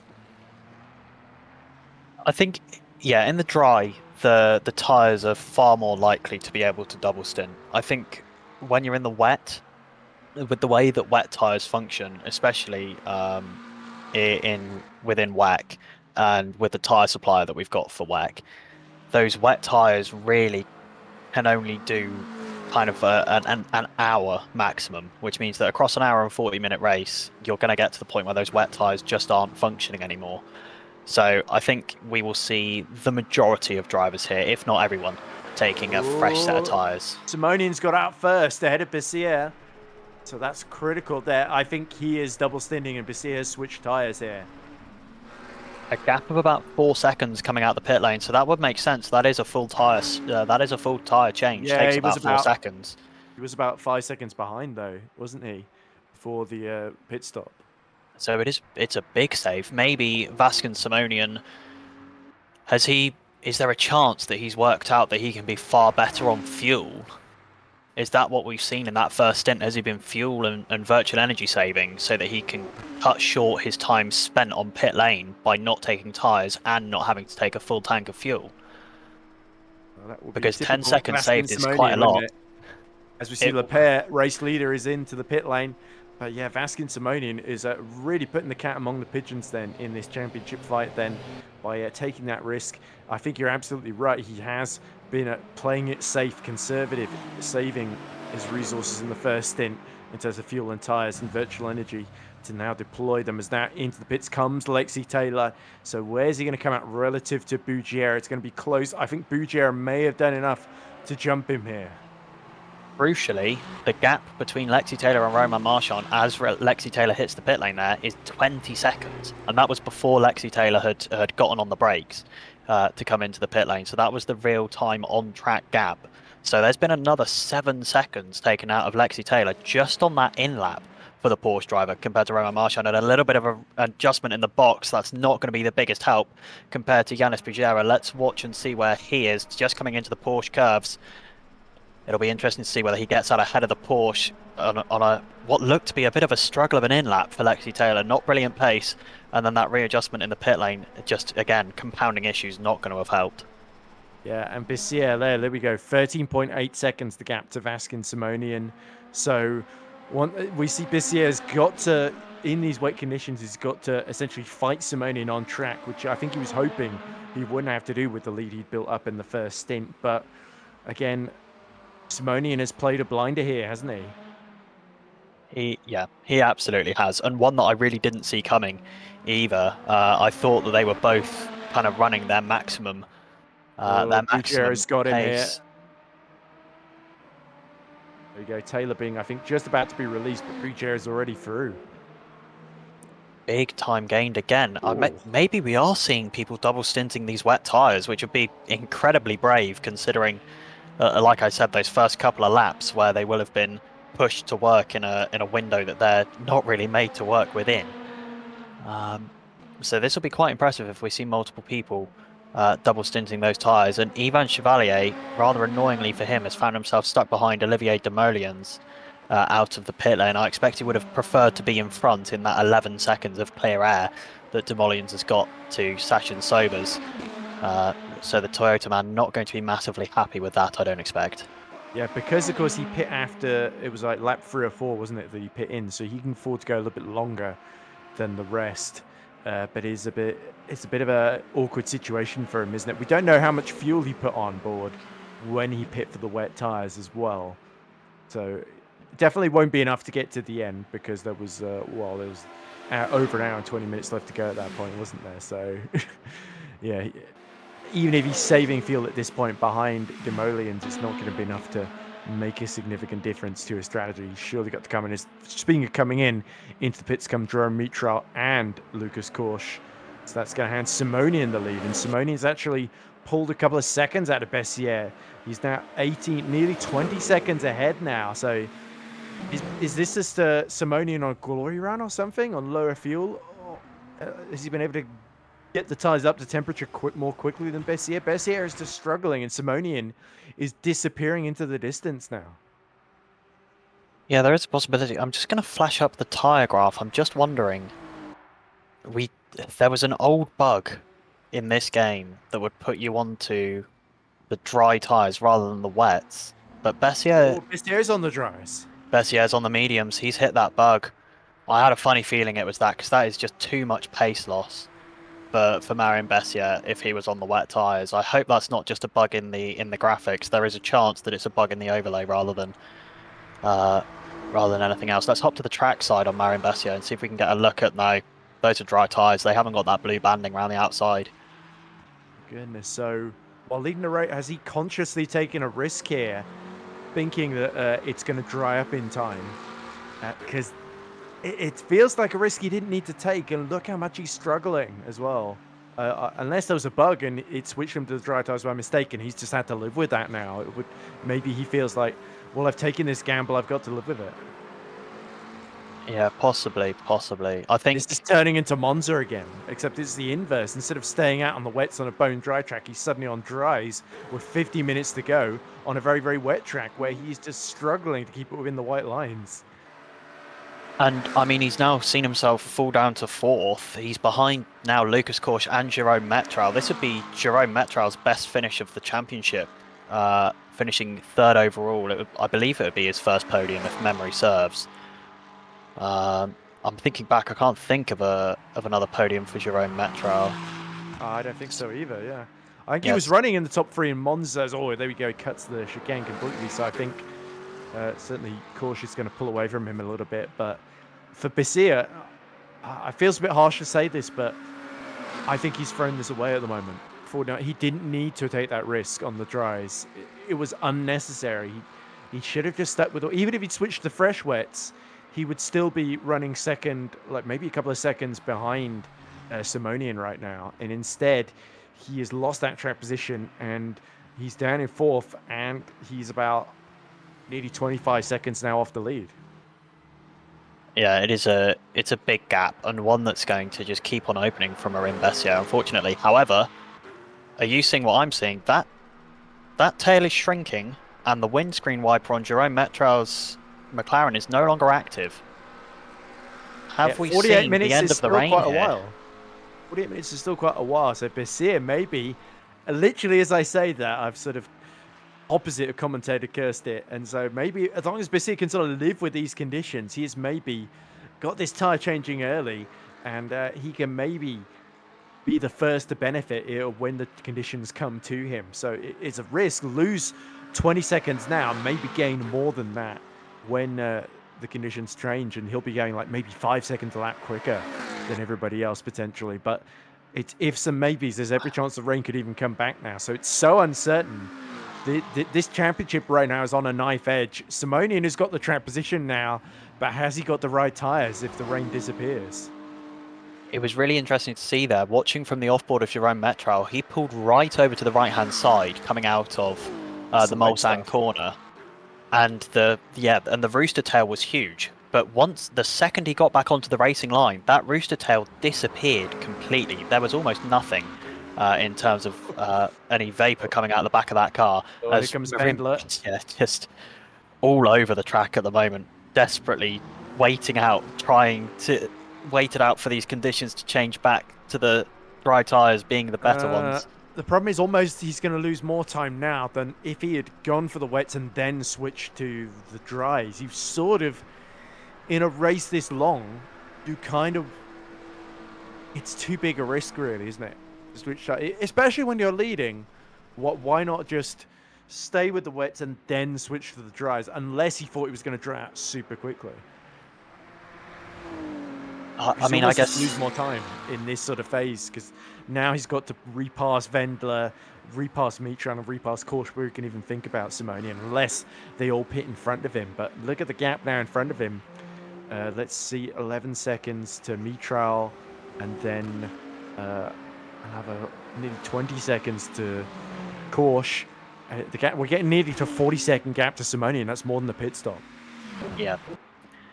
And I think, is there possibly an element of doublethink here? Has Marin Bessier thought, has he kind of almost ended up double thinking himself into making a move that isn't beneficial because he thought that might be what Vascon's Simonian was going to do? There would have been so much going through his head. You know what I mean though? You're so concentrated on finishing ahead of your rival that you're thinking about what he might do in a pit stop that goes against what you would instinctively do to try and gain track position. Yeah, it's a bit of game theory there. Do whatever he doesn't do. But sometimes when you're leading the race, by the margin he was leading as well, doing such a great job, it's a sort of, he tried to sort of think, well, I can pull an absolute blinder here, and it's backfired on him quite spectacularly. He's pulled Lepere, puts another lap on him. Lepere, interestingly, still got Marchand ahead of him. Marchand, of course, yet to pit, isn't he? Because he was all the ones who switched to the wet tyres a few laps in. And yeah, Marchand's not really been caught by Lepere at the moment, which is really interesting to see. But of course, his battle, he's sort of trying to stay out longer so he can essentially overcut sort of Demolians and company, isn't he? Yeah, and just looking at the gaps at the moment, considering that obviously Demolians has got to make another pit stop as well, so for the moment I'm going to discount him from the overall positions because he's on a similar strategy to Romain Marchand. It's a bit It hard, would be incredible. It would be an hour and I think he boxed with about an hour and 30 minutes on the clock. It would be incredible to see someone stretch it 90 minutes. I thought him and Bougier had boxed. Oh, it was Bougier and Melistus, I think, the box. Yes. Yeah, Demolians is on the same strategy as Romain Marchand. I would expect to see him pitting in a couple of laps' time, probably. But counting back at the moment, Romain Marchand is 43 seconds ahead of Yannis Bugera in P6, which will become P5 when Olivier Demolians boxes. So we could see Romain Marchand coming out ahead of Yannis Bugera, depending on how much fuel he's currently got in the car, how much he's going to be adding in, what tyres he's going to take. There's a real chance that Romain Marchand is going to find himself. He's either going to be in the top 5 or on the brink of the top 5 when he comes out of the pit box here. I would expect, but we're waiting to see as that strategy all unfolds. And there's no rooster tail coming out of the back of that Toyota on the racing line right now. Absolutely none. Look at Bessier, 7.9 seconds behind Vendler. The gap's just continuing to grow. It's not drying out quickly enough. So I guess the question now for Romain Marchand is how long can you stay out? Because the longer you stay out, the more this track dries up, the better a position he'll be in to make the call on whether to go on to wet tyres to the end of this race or whether to go on to the dries. And there's, just absolutely no rooster tail out the back of that car. This feels like we're now back to very similar conditions as to what he was running the soft tyres in early on in the race. So is that now the move that he makes? Does he go to softs for this final stint and just hope that either the rest of the field comes in or that it doesn't rain again and he has a superior pace advantage? Yeah, Marchand has sort of worked his way back into this position, hasn't he? So fair play to him after taking the lead briefly earlier. And he was struggling in the middle sector, but now starting to pull out again from Lepere here as he stays out another lap. So if he can get the field to last, it's probably worth doing, you have to say. So Leclerc all of a sudden could see Marchand sort of switch the dries ahead of him and sort of effectively undercut him, essentially. Yeah, and then I guess the game becomes for Leclerc, what does he do in that situation? Because if he boxes and no one else does, there's a chance that he ends up costing himself the promotion position to the Pro Series. But if he stays out and everyone else boxes, there's still a chance that he costs himself the promotion spot to the Pro Series, because everyone else will be on the soft tyres that will be running, I mean, seconds a lap faster than wets on a dry track. So it's going to be difficult. I think if Romain Marchand boxes onto those dry tyres, then Paul Leclerc is going to have a really difficult think about what choice he makes that he thinks will benefit his promotion chances the most. Yeah, because he might try and play it safe. He's still got that 12-second gap to Sobers, hasn't he? That's relatively stable. As we see, there is Simonian about to be lapped by the other current class leader. So this has been a really topsy-turvy race, hasn't it? So many different changes.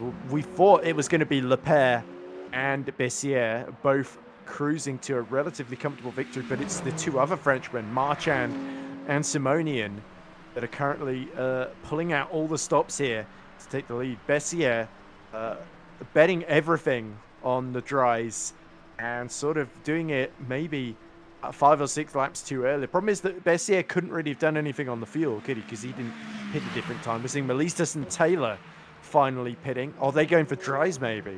That feels like yeah. I think Kostas Melistas may well be. Yeah, I think that's a really good call. Yeah, that looks like dries going on both those cars there. As you see, it should be, was it Melistas, I think, that was ahead of Taylor. So we'll have to see who gets out the pit lane first. They weren't too far apart, within about 10 seconds of each other. And it's Taylor, actually. I think it was Lexi Taylor that was leading Melistas, sorry. So there we go. He gets out. I think, is that the mediums or the softs on that car?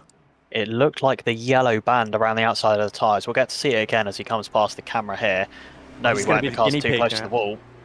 Yeah, white rims, I think. 40 minutes to go. Has Lexi Taylor timed this perfectly? Bessier continuing to lose time. Maybe his mediums are just completely it's way too cold to get up to temperature at the moment. And look at Lexi Taylor struggling to get the car turned into that first chicane. Melistas is on the soft, so the warm-up should be a little bit quicker on those tires. But yeah, Lexi Taylor sort of was in a position where he kind of had nothing to lose, really. So he could afford to roll the dice here. But maybe they've gone maybe a lap or two early on this one. And now this is another thing that the drivers have to think about, is the fact that we are still on a damp track. It's undeniable. There is still rooster tail when you're off the racing line. Just because there isn't any on the racing line doesn't mean that the racing surface isn't still slick, as Lexi Taylor... Oh, I think that's weaving, actually. I thought he had a snap of oversteer. I think he's just weaving to try and get some heat into those mediums, which is exactly what I was about to talk about. The warm-up cycle on these dry compound tyres on what is still a slick track is not going to be enjoyable for these hypercars. They have a hard enough time warming up the dry tyres on a dry track, let alone on one that is still slick. So this is going to be a real challenge. It's worse than the BMW hypercar as well. So we'll have to see how Sobers and Buggiera deal with this as well, if they switch to the dries. But Romain Marchand now pits, so he's seen what Taylor and Melistas is doing. He is copying them. And this is going to put Leclerc and Sobers then back into first and second. But where's Marchand going to come out? And is he going to go for the dries? Leclerc is pitting too, so he is going for the dries surely as well. Marchand has played this brilliantly. Romain Marchand putting himself in a fighting position now. The question is, Sachin Sobers is in, Olivier de Molians is in. I think we're going to see the entire field come down pit road this time. Maybe Ivan Chevalier stays out. That is a brave call from the Toyota man. Does he think that the 40 seconds he's going to gain by not having stopped, it'll be closer to 30, 25 seconds on the leaders because of the gap back that he had? Does he think that that might be enough to hold on, even on those wet tyres, on what is now quite clearly a drying, if not dry already, track? Yeah, Buggiera coming through as well. The only hope maybe is if the rain comes back, but we're not seeing any signs of that at the moment over Circuit de la Sarthe. So yeah, this is Interesting call. It could lead to a real tense finish here. Marchand then gets away, but he is behind Leclerc, I think. So it's been a slower stop. He had to put on more fuel, maybe. Yeah, possibly so. And he's not going to be massively happy about that if it is the case, because he had the gap. Really, he should have been able to make that work. Sachin Sobers then is looking to be our lead runner on dry tires now.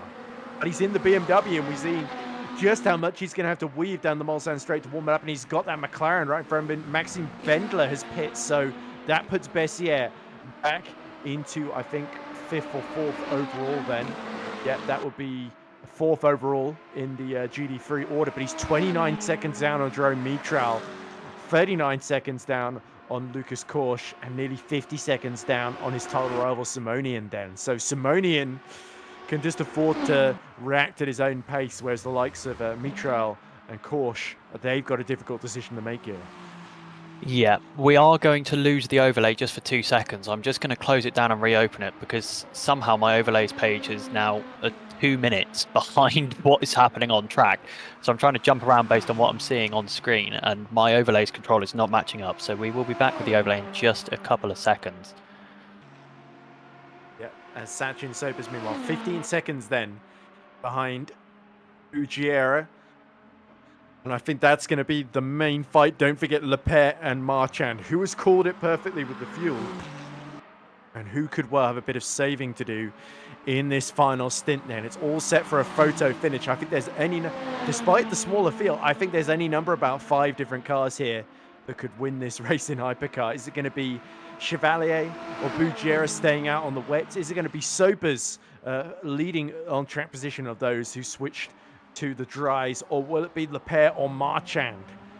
I think it's any one of those 5 that can win. I think Demoliens is a little bit too far back, unfortunately, for him. Meanwhile, GD3, I think Simonian is still in the box seat here unless Korsch is able to sort of switch the dries before him. It's interesting that the GD3s are delaying their decision a little bit longer. It's really only Wendler, I think, that's gone for the dries now, and he's about 4 seconds behind Dealey. So that's going to be interesting. Simonian there has just been lapped by Bugiera. So that shows you the difference between the dry tires. Is Simonian going to come in then? He's going to be the first on this lap that gets the opportunity. I think it's got to be soon for Vascon's Simonian. I guess the problem is, again, if he boxes and no one else does, is he losing time that he doesn't need to? But I think on a track that's drying as much as this one is at the moment, I would be surprised if we don't see the LMGT3 field coming down pit lane this lap. At latest, you've got to say the end of the next lap with how quickly it's drying up at the moment. Yeah, Bessier, 32.9 seconds behind Mitral. He's not really been catching significantly. So, yeah, he's sort of in the crossover period, the GD3 cars, so they're pretty neck and neck. And, oh, is Simoni come in? No chance then. He's sticking it out. And it could well be that the GD3s are in a position where they want to go to the end here. Bugiera is pitting again. Oh, no, he's pitting for the first time, sorry, in this stint. So he's not sticking it out any longer on the wets. And, of course, I think him and Chevalier have maybe not got the fuel to get to the end anyway. So it's really Sobers versus Leclerc versus Marchand, I think, at the moment. I think it's going to be, absolutely. It's been 3 seconds that Sachin Sobers has caught Ivan Chevalier by on that last lap. The gap about 23, 24 seconds when they last, when Sachin Sobers came out the pit lane, sorry. Obviously didn't cross the start-finish line on track last time due to being in the pits. And that gap now down to kind of 21 and a half, 21 seconds. It's stuck behind Vasco Simonian. Unlucky BMW on BMW there. But I don't think it's going to matter that much for Sobers. He can afford to drop a second here and there because he is going to be, by the end of this lap, he's going to be probably 4 or 5 seconds a lap faster than Ivan Chevalier. And at that point, there's just nothing the Toyota driver can do other than come down pit lane and change onto the dry tyres as well. So a couple of interesting comments. FR Slim says, don't worry, the overlays stay even if you close your browser. LIS says, hi there from the UK. And FR Slim says, come on, Bugiera. And Bugiera, having just pit from second in the race, has come out 1.8 seconds ahead of Olivier Demolians, having overcut him. So he's got the fresher tyres. He's got the dry tyres. So it'd be interesting to see if Bugiera can hold on to that, maybe even undercut Chevalier here at this phase. But of course, Chevalier is on that slightly different fuel strategy. He might be the only one that can maybe feel safe to the end. Sopis is going to be catching him at a rate of knots, as indeed will Lepere and Marchand. Yeah, Marchand only 2 seconds behind Lepere now. So this is really, really interesting because all three of them are catching each other before they catch Chevalier on those wet tyres. I think it is likely, though. Oh, yellow flag. I'm not sure who that's for. I'll try and see who's dropping time. It's Kostas Melistas, I think, has gone round. He dropped a couple of seconds there, coming out of the Dunlop chicane to Lexi Taylor. That gap was about 4 seconds, now down to, now opened up to 8.5. So I think Marchand right behind Lepere. It's just a second between them. So the fight for second. Oh, as we see Romain Marchand absolutely out-braking himself into Mulsanne corner and dipping into the gravel there. So Lepere gets a reprieve, and that is crucial. Has that actually, these two squabbling with each other, clearly making mistakes. Is this going to hand it to Sopers? Yeah, and I think we see there how the gap got below a second because Romain Marchand clearly carrying quite a lot more speed into the Mulsanne corner than those dry tyres were able to do on this drying track. Obviously, this is going to be a little bit of a game of experimentation for these drivers as this track continues to pass. Simone is in the wall! Oh my goodness me, that's the man that was leading the championship by 2 points. He'd stayed out on the dries. He'd made that mistake in Indianapolis, and that's going to be a lot of damage now on that GD3. And that blows the Contender Championship wide open. Marin Garcia over 50 seconds down, but with the damage, all of a sudden, he's on the right tyres, and his main rival is wounded out there on track with the steering looking severely bent there, Ollie. This is absolutely golden for Marin Bessier. I doubt he even knows that this has happened unless he's got someone watching the stream feeding it back to him, or someone on his team kind of spectating what's going on. But if Vasconcelos Simonian has to box here, there's a chance. Marin Bessier now 43 seconds behind. It's getting to that kind of point where if Vasconcelos Simonian has to box and fix damage, he's going to come out behind Marin Bessier. And for these guys, it is an absolute, whoever finishes ahead wins the Contender Championship overall. There's no ifs and buts. There's no permutations. Whoever's ahead on track when the checkered flag flies is the winner of the Contender Series here at VMS. Yeah. Oh, and he's staying out, and he's on the wet tyres as well. So he's got a damaged car, wet tyres on a drying track. So Simonian, these last 30 minutes are going to be absolutely just keep it on the island. You never know. Korsch 12 seconds behind. He knows he's got an amazing chance to win this now. And it would be a brilliant win for Lucas Korsch. He's had, I mean, a faultless race, you've got to say, from the Ferrari driver.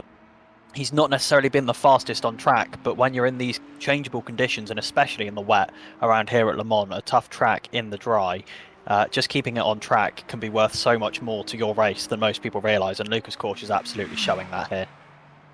Yeah, so we have to keep our eyes on that gap, but the problem is Simonian, he's in a position now where he's got to stay out, because like you say, if he pits, he gives track position potentially to Marin Bessier, so he's got to hope that Bessier has lost so much more time from being on dry tyres on a track that was still way too wet for them, and at the point that he's basically chewed through the dries to the point that they're way too cold now for him to catch up significantly. Look, he's not catching Mitral. He's 47 seconds down.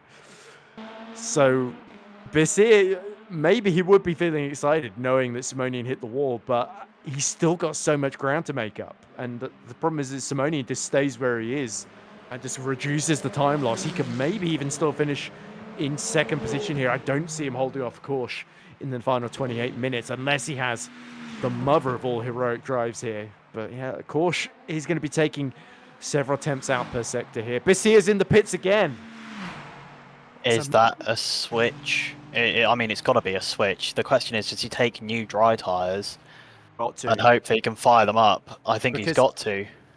Yeah, and Bessier, you got to feel if he'd stuck with the wets at that first stop, he would be in the box seats right now. And this is just giving him so much ground to make up.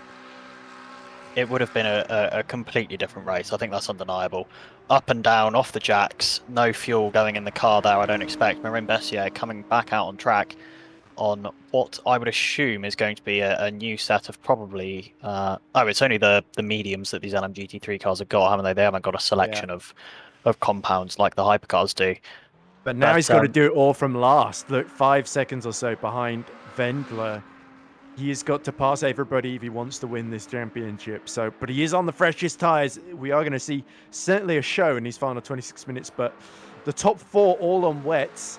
He's got to hope he warms up these mediums quickly then. Chevalier, the only hypercar still on the wets at the moment. Sobers within about 18 seconds. The gap to Leclerc 13 seconds now as Marchand still within 2 seconds. So bit of a holding pattern at the moment, but yeah, Marchand is going to be ruining that mistake there. As Chevalier pits, he could not get the fuel to go any longer. And now Sachin Sobers is potentially going to win this one now. This is going to be close. I think Ivan Chevalier could come out ahead of Yanis Bujera here. He's going to be light on fuel on the newest tyres in the field. This could be a real impressive drive from Ivan Chevalier here, but it's a big gap between 4th and 5th at the moment.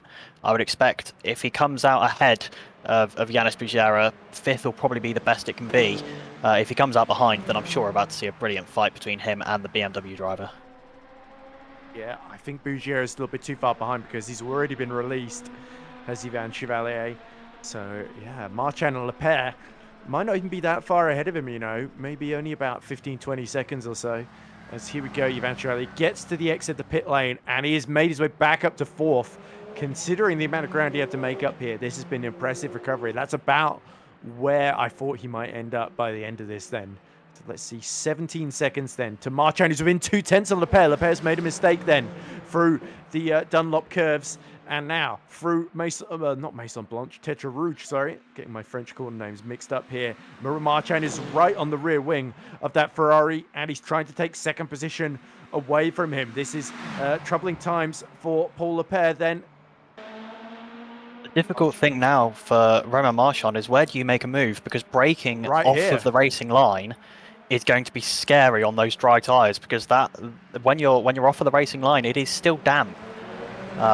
Around this track right now. So Romain Marchand is going to have to plan where to make this move based on where he can brake and still be on a relatively dry bit of the track so that he doesn't kind of kneecap his own braking performance into the corner. Here we go then. Another great slipstream then as they go into Mulsanne chicane number 2, and now Leclerc has to get offline to defend. Can Romain Marchand go all the way around the outside and snatch 2nd position in this race? Side by side they go. Leclerc is going to be forced wide, almost into the straight. Contact! Oh, and Leclerc just avoids spinning Romain Marchand around. They flash their lights at each other as if to say, what on earth was that? But by hook or by crook, I think that was Marchand's corner, you have to say. How on earth has Romain Marchand held that? Spinning onto what was the wet line with dry tyres and manages to hold that car. And we know how easy these hypercars are to loop around once the weight transfer starts happening with how heavy they are on the rear end.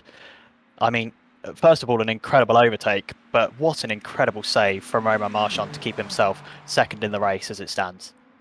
Yeah, and yeah, he's about 16 seconds now exactly behind Sachin Sobers with 23.5 minutes left to go. So Sobers, having potentially played a blinder on the fuel, has just got to keep saving fuel and hold on here, because I think that was how he was able to jump Leclerc in the pit stops here. But Marchand, of course, has got more fuel to play with because he was the most recent one to pit, and he's probably also got the freshest tyres too. So this is going to be really, really important couple of stints for both of them. Can Sobers hold on, or will Marchand start taking seconds out of him? He's still got to hold off Leclerc, who's within half a second as well. And meanwhile, let's look at the gap. Korsch has actually fallen behind Simonian. So even with the damage, Lucas Korsch maybe has just taken a little bit too much out of those wet tyres himself as well. So yeah, you got to say Simonian and managing things really, really well. He made one mistake, but it was the most dramatic thing we've seen in the race. Him just clobbering the wall, the rear end of that car. He's so lucky he didn't lose the wheel, to be honest, because that could have been championship over in a heartbeat. Yeah, he I mean, surely he's got to be counting his lucky stars that hasn't caused more damage than it has.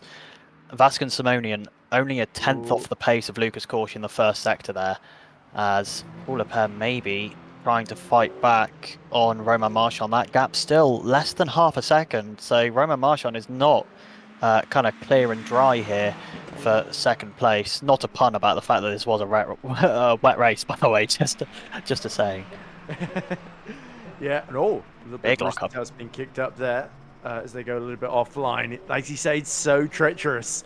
But the Paul Leclerc, I think he doesn't care about following Marchand to try and catch up to Sobers. He just wants that second place. He thinks Sobers is uncatchable at this point, which is quite the turnaround considering where we were earlier. But Sobers has really been absolutely superb. We've not been the most spectacular out there, but strategically he's been the smartest of all of these hypercar runners, hasn't he? To get that track position and build up that big lead, didn't he? Because he was only about 10 or 12 seconds ahead of Leclerc after that pit stop, and he's ballooned the gap out now, hasn't he, to nearly 17 seconds. Yeah, beneficial that that Marchand and Leclerc had that fight, obviously, but I don't know what Sobers managed to do. No, it's certainly not. I'm sure we're going to see more from this duo as closing up a lot, almost into the back of Marchand, coming into that first apex. He wants revenge, doesn't he? He's not happy about what happened the previous lap, and they're coming to the scene of the incident. Once again, he's within a tenth and a half then as he gets up to the rear wing of that Toyota, and here comes Leclerc. He's going to try and get to the inside. The two Frenchmen dueling away, and Leclerc is going to be ahead then as he goes offline, and he's going to try and sweep cut across as they go into Mulsanne chicane number 2, but breaking later around the outside once again comes Romain Marchand, who has to cut the chicane, and that's going to hand the position back to Paul Leclerc. Yeah, Paul Leclerc going to keep the position there. Obviously, Romain Marchand would have been forced to hand that position back if he had managed to maintain his position whilst off track. Paul Leclerc was ahead as yellow flags are out. I'm not sure who that is. I'm going to keep my eye on the timing table, see if I can see who's dropping away dramatically. It's going to be Lexi Taylor, I think, has had a moment. He's dropped a couple of seconds there through the top of the Dunlop curves, a place where a couple of cars have struggled these last few laps. Just dropping a couple of seconds to Olivier Demoliens and Costas Melistas closing up. Splash and dash then for Jerome Mitra. Maybe he just thinks it's too dangerous to stay out on the wets. All of the GT3s that are just staying out on the wets now on this bone dry track are really taking a huge risk here. And because it's such a long lap, it's almost more worth taking the risk than it was the case at Monza, essentially, given the time left in the race. So when it was down to like that final 40 minutes, it's almost like doing a whole sprint race, isn't it? But yeah, Mitral is surely going to drop behind Dealey. Potentially, he might still come out ahead of Vendler, though. And I think the question is, as Paul Leclerc gets held up, is that Marin Bessier flashing his lights at Paul Leclerc? Maybe not happy with the lapping process there. We have got Jerome Mitra, but he's not in... No, he's in the Inception livery, so it was Marin Bessier flashing his lights. Mitra's in the pits as well, so and Schubert's disqualified. Of course, I was just watching Mitra in the pits, so I don't even know why that thought crossed my mind. But flashing the lights was Marin Bessier as, wow, Romain Marchand almost pushing Paul Leclerc through. That's Vendler coming up to. This is going to be very, very tasty indeed. Leclerc cuts to the inside. Marchand almost goes off track and just follows the BMW in sympathy there. So that's going to be a little bit of crucial breathing room for Leclerc then. So Leclerc holding on to second by the skin of his teeth, but Sobers is just starting to look really, really comfortable. He can afford to save as much fuel as he needs to, given the time left in this race now.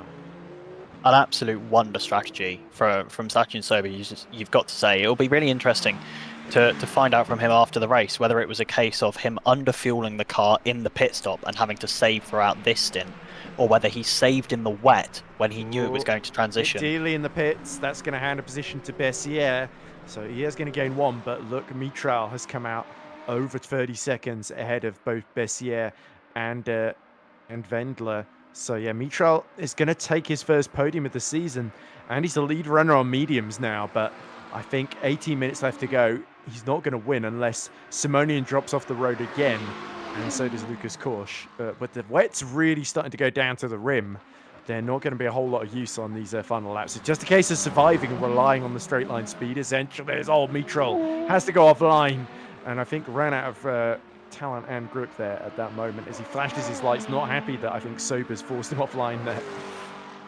Yeah, not a fun place to be lapped by a hypercar coming through the middle of one of the chicanes there. And Jerome Mitral obviously on relatively cold, I would expect, medium tyres. And once he found himself off the racing line and onto the stuff that was just a little bit damper, it was just pure understeer for the McLaren man through the middle part of that chicane, which, yeah, clearly not happy about by and showing so by flashing his lights at Sashin Sobers there. Yeah, and must be said, in terms of the GT3 Contender Championship, Vaskin Simonian has done an absolutely excellent job to turn this around and also survive that big hit and increase his lead to Lucas Korsch. We thought Korsch might be a shoe-in for victory, and we saw that big hit, but Simonian has rolled with the punches, has used the strengths of his car, has kept the steering roughly in a straight line somehow, and he could well be... He's only got 16 minutes left to go to hold on and take a superb, big lock-up from Marchand then as he gets into... This is where he went off the road earlier, wasn't it, at Mulsanne Corner, but he's still got Lepere almost within touching distance. It's so frustrating for him as Lepere flashing his lights at the car ahead long in advance. So the Inception McLaren of Jerome Mitral gets offline. Much better place to be lapped, and Marchand doing the same as well. Yeah, Marchand hoping that he'll be able to get past that McLaren, which he does before Indianapolis. That would not have been a fun place to come across one of those LMGT3 cars. One of the places on track where you have a massive difference in speed and off track for Romain Marchand there. Just to note, Schubert has said in the Contender Series chat that he was attempting to make a pit stop on the formation lap. So I think there's a chance possibly that Schubert had started on the medium tyres and was trying to come in to switch to the wets before he took the green flag, which unfortunately you're not allowed to do, and that's where that disqualification came from for the number 70 McLaren. Oh, so you're telling me it could have been worse for Tobias Blumschein at Monza, even though he missed the starting from pole. Yes, yeah, it could have been worse, absolutely. Looks like Korsch has decided to pit near the... I guess because Mitral pit, Korsch knew he would have the gap in turn. So it's relatively risk-free. Knew he wasn't catching Simonian. If Simonian bins it again now, Korsch is going to be kicking himself in these final 15 minutes. Yeah, I think Vaskin Simonian now, he realistically can run whatever pace he likes. Yellow flag somewhere out on track. It's Marchand cutting the forward chicane completely there. So he's really struggling now. Maybe just going a bit too late on the brakes to try and put pressure on Lepere. Somehow still within 1.3 seconds of Paul Lepere, though. I have a feeling it's going to be hammer and tongs, all-out war for these final 15 minutes now. I mean, if it's not been all-out war for the last 15 minutes, Sobers. I'm not quite sure. Look, 13 seconds. Sure. Lepere has taken another 2 or 3 seconds out of Sobers. Sobers is not out of the woods here yet. He's probably having to save an awful lot of fuel at this phase. Yeah, something that the BMW, in its credit, is relatively good at. I mean, obviously, all of the hypercars have relatively similar kind of fuel consumption and virtual energy consumption, but the BMW, I have seen a couple of people saying that comparatively, it can be easier to save in the BMW compared to some other cars. So possibly playing into the hands of Sashin Sobers here in terms of that strategy decision to take on less fuel at the pit stop to come out ahead of both Lepere and Marchand. Yep. Meanwhile, Mirin Bessier has got within about 2 seconds of Maxime Wendler, so desperately trying to get up into 4th in class then. But I think there's not enough time in this race for Bessier to regain the ground. It was that crucial strategy blunder going to the dries. He probably was told it was going to dry up, but decided to make the call way too early.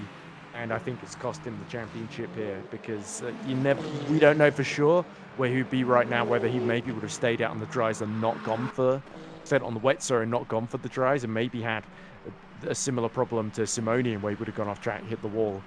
But yeah, it's if you see Lucas Korsch 56 seconds behind now, you think he would be nicely in that gap at the very, very least, and probably ahead of Simonian into this phase without a big error he made.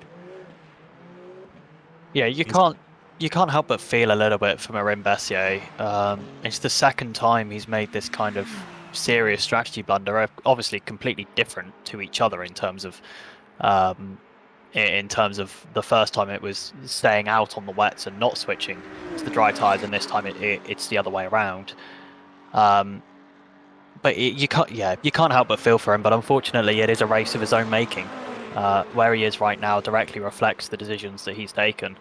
And I'm sure he's going to be kicking himself come the end of this race. Whoa, hello. That is Maxime Wendler decidedly not making the second Mulsanne chicane and having to go through the runoff. It's a good thing he bailed out early there. You do have to make up your mind quite quickly. But yeah, the BMW, a little bit too much speed, not enough, didn't quite slow it down in time, and so decided to take to the emergency chicane. Simonian is now in the pits, but at the risk he needs to make sure he doesn't accidentally stay way too long repairing the damage here. But I believe that should be fairly easy to set up then. So Simonian, this is the final hurdle he's got to cross then. Just make sure he gets out the pits before Korsch and Mitchell get past him. In fact, even if he did repair the damage, I think he would still come out comfortably ahead of Bissier. In fact, he's, not bothering. So he's going to be miles ahead, probably about 20 seconds to the good ahead of Lucas Korsch, and on some dry tyres. I can't say I'm surprised that Vasquez Simonian was the last man to switch. He could afford to take his time. Even with that massive hit, he could afford to take his time. Yeah, absolutely. And Paul Lepere, by the way, who's actually just come past Vasquez Simonian, brilliant timing, Paul, in terms of when I was talking about you.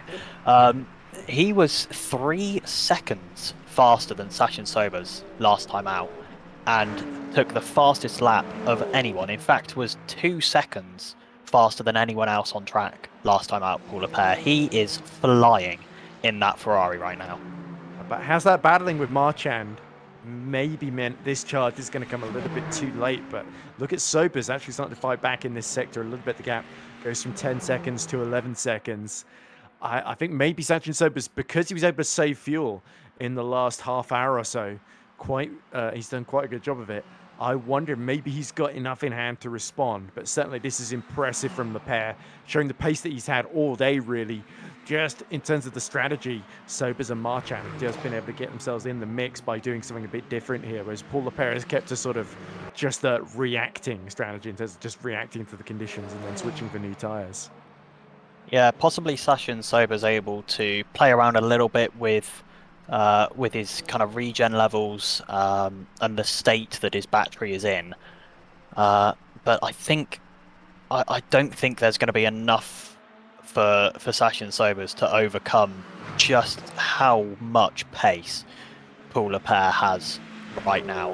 As we cross the 10 minutes remaining barrier, so there's only going to be there's going to be, I think, 3 laps after this one, possibly less. No, it will be 3 laps after this one for the Hypercar leaders.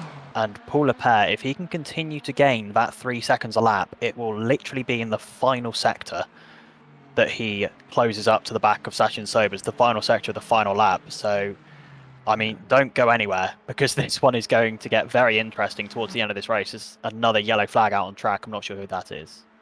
I don't think he's catching quickly enough. I think that's not enough time to make the move, personally, because there's not all the places to overtake in the final sectors. We see is that, Jerome Mitchell making a big mistake, and that has cost him a podium. Marin Basir is through into third in class, but he's now 49 seconds behind the 2 leaders. So even despite getting a massive undercut on the dry tyres, with all those issues earlier, he's just giving himself way too much ground to make up. It's going to take an absolute miracle for Marin Basir to win this championship now. Yeah, disappointing for Jerome Mitchell. I was really looking forward to him having a good result here, but it looks like an issue coming into Tetra Rouge, possibly just finding himself on the grass coming out of the... Melistus is closing on Taylor for 7th then. Well, sorry to interrupt, but no, don't you worry. That's a very close battle, because Melistus has been sort of slowly catching Taylor little by little after Taylor made a mistake some laps ago, and now Melistus has got a chance of getting into the top 7, and Melistus gambled on the dries at the start, whereas Taylor was on the wets in the beginning. So the strategy's converging right near the end, and that's what Paul Lepere will also be hoping happens as he gets now within 7 seconds. Sobers has to pit. He didn't have enough fuel. That is agonizing. 8 minutes left to go, and he could not do it. Sachin Sobers gave it a good go, but he did not put enough fuel, and he's going to be feeling the pain of that, because not only will Lepere go through, but Marchand as well.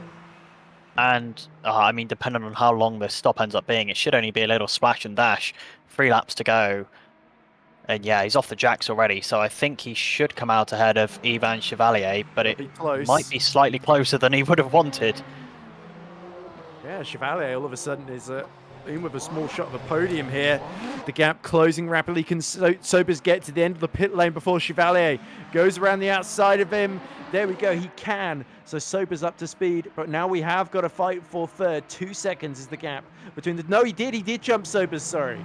There we go. So Sobers now coming out just ahead of Buggiera there, and he's on colder tires as well. Buggiera, now's the time to strike. Melissa's all over the back of Taylor as well as there's a yellow flag somewhere out on track. And it is all happening at the end of this race, isn't it? It feels like it's almost come from nowhere. We had a long stint through the middle where it was all kind of tyre and fuel saving, and no one was really close to each other on track, and now suddenly it's all sprung back into life again, literally in the last 10 minutes of this race. Yeah, so the two Toyotas, everyone seems to suggest, oh, they're going to have a hard time today. Suddenly they are second and third, Marchand and Chevalier. So it really shows you, yeah, Marchand on his different strategies absolutely made the best of it, but he's now 7 seconds behind Lepere. I think it was always going to be a little bit of a long shot, especially once Lepere got through.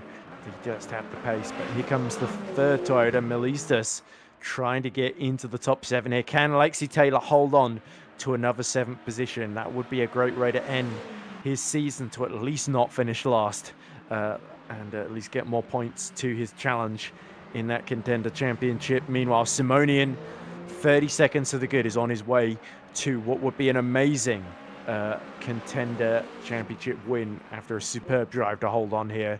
But look at this, Melistas all over the back of Lexi Taylor like a swarm of flies here, and he's going to have a great chance then as they go through the Petra Rouge onto the Mulsanne corner. He's taking lots of risks to get the run he needs here. Yeah, and Walton Atrilla in the YouTube chat singing the praises of Romain Marchand, saying great job from Marchand. Absolutely. To start from Marchand started last, didn't he? He was one of the cars that didn't get a lap in. Yeah, he was on the back row, or the penultimate row anyway, because I think on the GT3s didn't get a lap in either. And look at this, very immediately cutting to the inside goes Lexi Taylor. He knows exactly what he's got to do for these last 2 laps of this race then. Or a lap and a half, I should say. There's a GT3 in the middle, but that will not trouble him one bit because they'll easily breeze past before they get to Mulsanne chicane number 2. And here comes Melistas. So having been held up a bit there by Lexi Taylor at the apex, that's what Lexi Taylor's got to keep doing then to hold on here.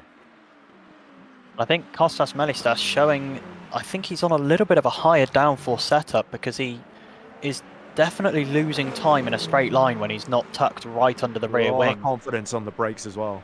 Yeah, absolutely.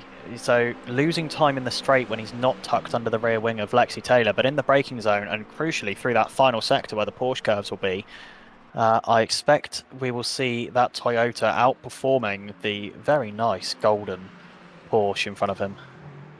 Yeah, keep your eyes also just a little bit on the Chevalier Sobers Buggiera battle, because Sobers are on the fresh tyres is actually not quite catching Chevalier, I think, at the rate of knots he really needs. So it's sort of even Stevens in that battle. But any slip up on the final lap and those positions could change. But somebody who has, despite a few wobbles here and there, has not slipped up at all, had a great fight with Marchand, held his nerve, knew he had the fuel to make it to the end. That is Paul Lepere then. So Sobers took the risk, but could not get the field to last, and it's fallen back into the hands of Paul Lepere here. He has been superb today.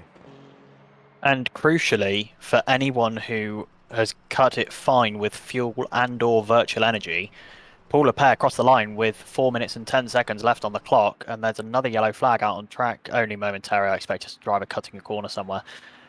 But crossed the line with 4 minutes and 10 seconds left on the clock, meaning that he is going to be, it was Romain Marchand, I think, that had the issue there. Now 18 seconds and 7 seconds off the pace in Sector 1, so it was Romain Marchand. Melistas is gearing up for another run at Taylor. Nearly got within 2 tenths again there as they're about to start what for them could well be the final lap of the race then, given that Lepere is very, very close to the end now. I don't think he's quite going to be able to... It's going to be close whether there'll be another lap or not, as you say, but I think he might just fall a little bit short and just decide with the gap he's got to end the race a lap early rather than stretching it another lap then. But look at this, Melistas, one final shot, hasn't he? to get past Lexi Taylor. Can he do it? Can he force the British driver into a mistake, or can Lexi Taylor hold on? It's going to be nail-biting stuff here. And don't forget Sobers, we're still within 2 seconds of Chevalier in the fight for third as well. Yeah, Kostas Melistas, he's going to have a few opportunities here. But if that disadvantage in a straight line that we were picking up on does come to fruition, then he's going to struggle into at least kind of 3 or 4 of them, because his best chances will probably be either of the Mulsanne chicanes or on the run down towards Indianapolis. And all of those, as anyone who knows Le Mans well will know, are off the back of long straights. But Lexi Taylor held up by Vasconcelos Simonian, that's the LMGT3 leader, and Kostas Melistas now is right in the tow. Is there going to be a chance for the Toyota man here to move himself off the bottom of the pack and ahead of Lexi Taylor? I was going to say, I was worried they were going to hit Vaskin, but given the hits he survived in this race and just ballooned his lead out even further afterwards, I think, if anything, being hit by the Hypercar might make him even faster. As here we go, late dive from Melistas, but he's going to be on the outside for the second part of this chicane. He's going to have to focus on his exit and tucking back into the slipstream there. So a little bit of a desperate dive up the inside, but this time he's a little bit closer going into Mulsanne chicane number 2, Ollie.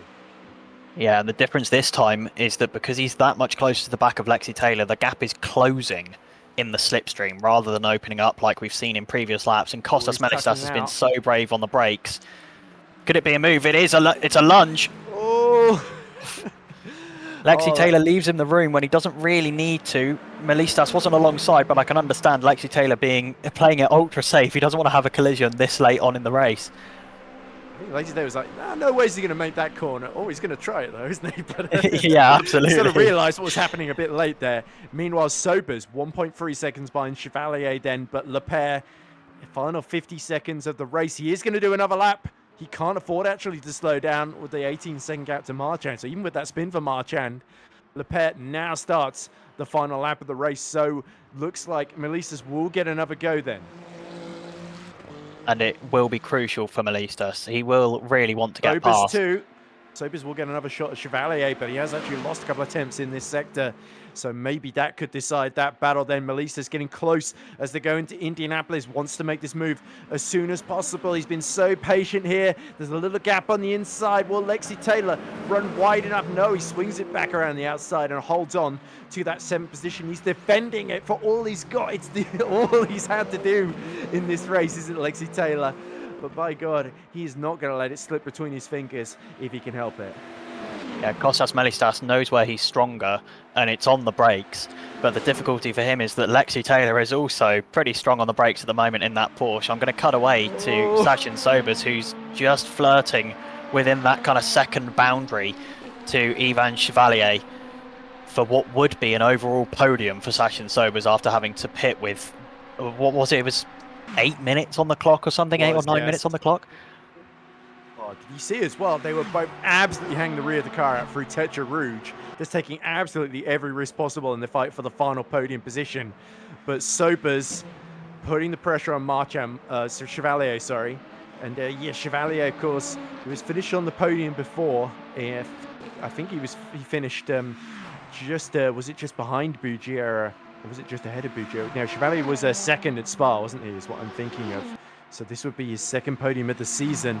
A crucial result for him in building his confidence, building his experience. But can Sachin Sobers, who did beat him at Spa, take it away from him once again here and finish ahead? Oh no, he finished ahead of him at, it was at Sebring where he beat him is what I'm thinking of course. So another endurance race where Sobers is in the mix for the podium, but Melistas all's just being held up, and Lexi Taylor is defending brilliantly. Here's onto the grass goes Melistas, who somehow recovers that. That could have been race ending there, but he just about holds on, and he's still going to be in the slipstream half a second now behind Lexi Taylor, but that mistake could cost him a shot at 7th there. Meanwhile, Sobers still crawling all over the back of Chevalier then as they make the long climb towards Indianapolis, and there's more traffic potentially in the way, but Lepere is on his way to his first victory of the season, and boy has he earned this one.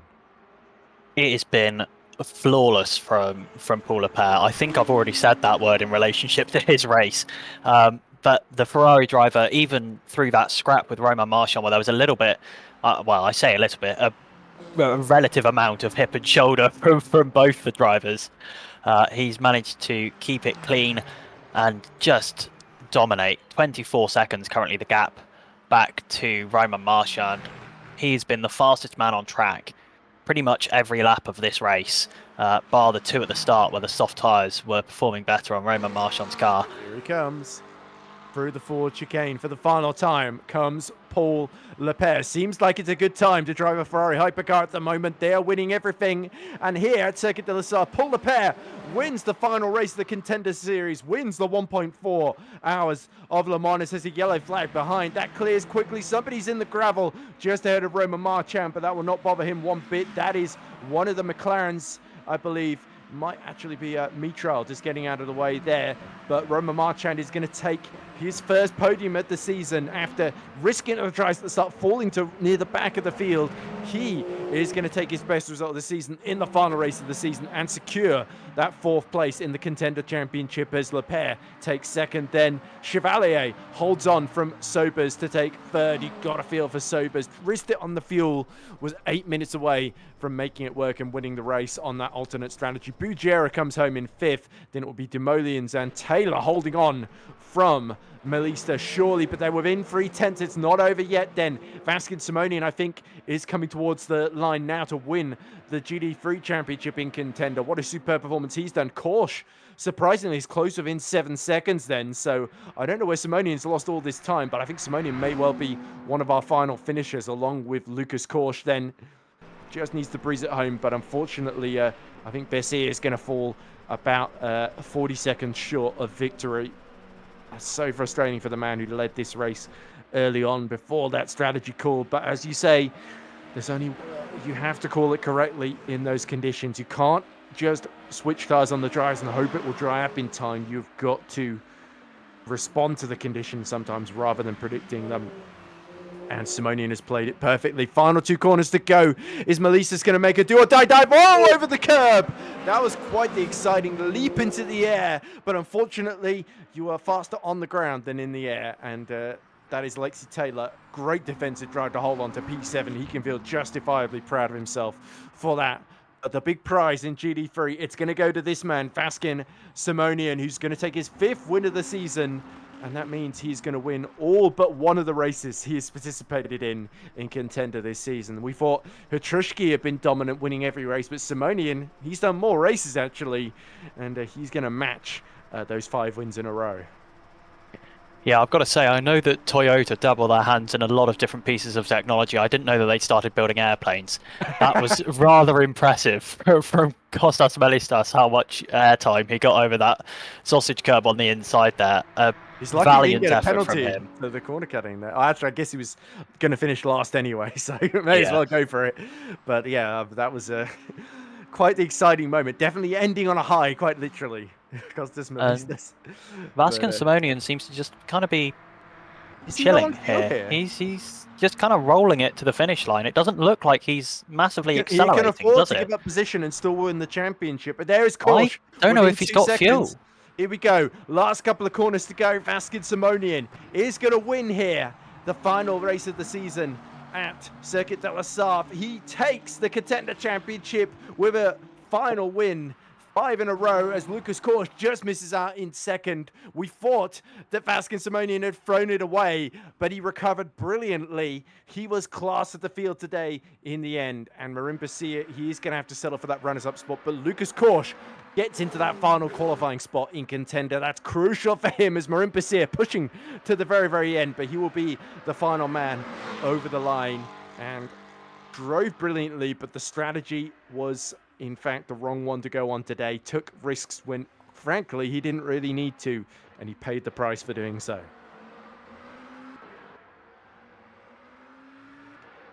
Yeah, so absolutely. Over the line he comes. Sorry, so a brilliant race. A brilliant race for Lucas Korsch. He'll be really happy to have secured that final promotion spot. Obviously, something that we've been talking about quite a lot before the race was that Lucas Korsch really did have a chance for that final promotion spot, and he will be delighted that he's able to have taken it home. Yeah, I think he still finishes, despite beating Marin Basir today, he still finishes behind him, I think. Although Yeah, definitely behind him. I was just thinking the drop scores affects anything, but I think everybody has had at least one bad race in the championship, apart from maybe Olivier Demoliens in 6th. So I guess Demoliens will have to drop a P7 somewhere, I think, which was probably his second best result. No, P9. P9 was his worst result from rounds 2 and 3. So yeah, Fuji and Monza. But there we go then. Paul Leclerc, confirmation, he takes victory and actually jumps Walter Trilla for second in the overall championship with those 38 points, but not enough to beat Mikolaj Hytrishki, who is confirmed then, absolutely, as the contender champion. Not that there was any doubt going into this race. Romain Marchand recovers. It was only about 2 seconds actually ahead of Yann Chevalier at the end, so Marchand really struggling in the closing stages. But nonetheless, that different strategy, going different to everybody else with the dries at the beginning, did allow him to briefly lead, had that great battle with Paul Leclerc, and he banks his best finish of the season at the very end. Yvan Chevalier, another podium for him, holding off Sachin Sobers. And Sobers, it was worth taking the risk. Good on him for giving it a go, but 8 minutes, that was the difference between victory and finishing 4th today. Those 8 minutes, just a final 4 laps of fuel, effectively, that he needed. My kingdom for 4 laps of fuel, thinks Sachin Sobers. Yanis Bugiera just behind in the second BMW. Good recovery from him, despite he had a horrible start to the race, remember, came right to a dead stop, but made the right call to go start on the wet. So he banks 5th ahead of Olivier Demoliens. Lexi Taylor just holds on from Costas Melisas in a tense battle at the end. And then it is GD3's Vasquez Simonian sealing the championship despite only being 2 points ahead. So he's had a brilliant recovery the last couple of races, winning them all. Lucas Korsch takes his joint best result this season in 2nd. Just a few seconds behind in the end, with Simonian just backing off at the end. I think just taking it easy on fuel. And I think it was a very wounded car. The Simonian just shepherded over the line, but he shepherded it brilliantly. That's going to be... what award do they give to head shepherders or farmers? It's a big farmers award. That's what I'm thinking of. I don't know. The metaphor has left me after 2 hours of commentary. Marin Basia, as you said, you got to feel for Marin Basia because qualified on pole, was doing everything perfectly until that call to go to the dry tires. That's going to haunt him, I feel, long into next season. But hopefully, he does still bank 2nd in the Contender Championship. We will see him in Pro next season. There will be plenty of opportunities for Marin Basia to do more giant killing feats. Maxime Wendler holds on to 4th a lap down, and Jerome Mitra with that late spin handed position to Wendler. Nick Dealey, he is going to be the last man over the finish line with Gustav Schubert trying to pit before the race started, ended up being disqualified by the game. So unfortunate for him. We didn't get to see anything of Gustav today. But to be fair, I haven't seen a whole lot more of him this season. So I think he'll be doing much better next time around. So that is the order. Doesn't look like anybody wants to be interviewed by us, Ollie, because Hytrishki, who usually would be more than happy to speak to us, is not taking part on a beach in the Bahamas somewhere, sipping a couple of martinis, I'm sure, as he's confirmed as the Contender champion. But I think all 3 of our promoted runners into Pro next season, all of our top 3 in both classes, more than deserve their chance in Pro next season. Yeah, absolutely. Although Romain Marchand has just jumped into the Contender Series interview room, so we might just drop him in. Hello, Roman. How are you this evening? Good, and you? Yeah, not too bad, thank you. Not too bad. Impressive drive from you, it has to be said, to come back from the penultimate row on the grid to finish overall P2. The strategy decisions from you really fell the right way. Almost good luck that you had to make a pit stop in the first few laps because it gave you that vital few laps extra fuel to then be able to wait it out until the dry conditions came. Yeah, exactly. I think starting on stick was not the good idea, but when I saw I had only 1 pit stop left, I said to myself maybe I can get this one, but Paul was too quick for me. Yeah, absolutely. Edward, anything from you? Roman, that's just you put in a great show for us today. Love watching you fight against Paul Leclerc. Do you think maybe on reflection, because I noticed you were struggling a little bit near the end, falling back into the clutches of Jan Chevalier. Do you think maybe you used up a little bit too much fuel or tires fighting with Paul, or do you think it was worth going for it? No, I just hit the wall, so I had several damage on. Oh, you hit the wall. Yeah, yeah. Was that when you went off at Mulsanne corner at the end of the long straight? No. It was after Dunlop. I hit the wall at outside, and Oh, so the I had Porsche damage curbs. on. No, not Porsche curve. S de la Forêt. Okay, sorry. My Just French isn't the before, best. Tertre Rouge. Oh, okay. Oh, right. So I had 3 suspension broke. So That try was to the do when my you were on the best. dries at the beginning as well. That was, yeah, I'm remembering what happened in the race now, because wasn't it you who slid off from the lead and you were this passenger? You're so lucky not to hit Paul, wasn't it? That was a sort of hold your breath kind of moment. Yeah, I had I make some tricky overtakes, but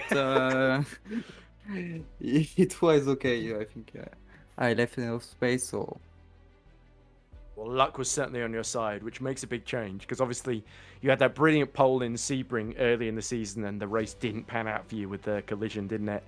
So with the season over, Roman, how do you reflect on it? Because you've really had a lot of, you've been up against it for a lot this season, because you've qualifying is you've been on pole, or you've not set a clean lap, and you've had to sort of fight your way through the pack then. So obviously I think you're 4th or 5th in the overall championship, I believe. So you just missed out on qualifying. Do you think we'll see you in pro next season, or are you looking forward to a second season of Contender?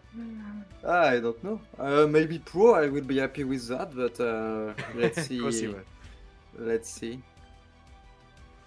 Well, you put in a really great show for us today, Roman. Congrats on your best finish in the second place, and I'm sure we're going to see you winning races next season, either in pro or Contender, because you put in quite the storming drive today. Well done for surviving, because that was a tough race.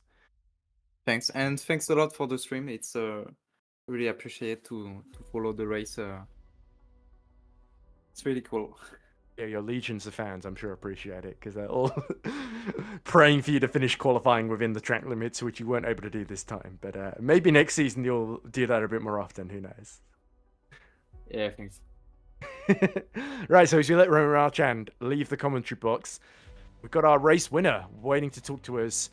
It's the one, the only, Paul Lepere. Hello, Paul, guys. Congratulations. You've won. Thank you. In the final race of the season, and you won it at your local track at Le Mans, I guess, your home round in France. Yeah, What yeah. an elation, because that was the first half of the race seemed to be all in the palm of your hands, and then suddenly you got Roman Marchand and Sachin Sobers both on different strategies ahead of you, and you had to fight your way past Roman, and you had to basically push Sobers to the point that he ran out of fuel with 8 minutes to go. Then, did you ever panic, or did you think, I've got them here? Yeah. The last pit, I was like, no, my strategy is so bad. I go with the medium, no temperature, no grip. I was like, no, I'm gone, I'm die.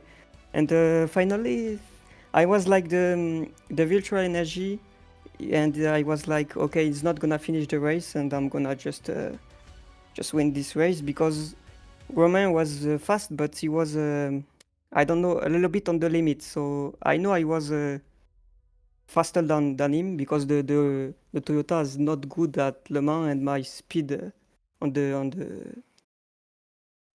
my speed was like crazy. I just have to go behind him, and I just overtake him so easy. So yeah, good Yeah, I race think for me. also Roman had he admitted he hit the wall early on. There was this scary moment where Yeah, you were on the yeah. wets and the rain fell, and he Yeah. lost it, and then nearly rejoined into the track right as you were going fast. So you just avoided it in time. Was there a moment of maybe I should brake here and let him have his accident in front of me? I was like, no, I could get out of this before he. No, I Right. just brake because, yeah, I saw him go on the track. I was like, just full brake and try to avoid the crash. But yeah, Yeah, nice but you race. didn't think you'd be seeing him again after that.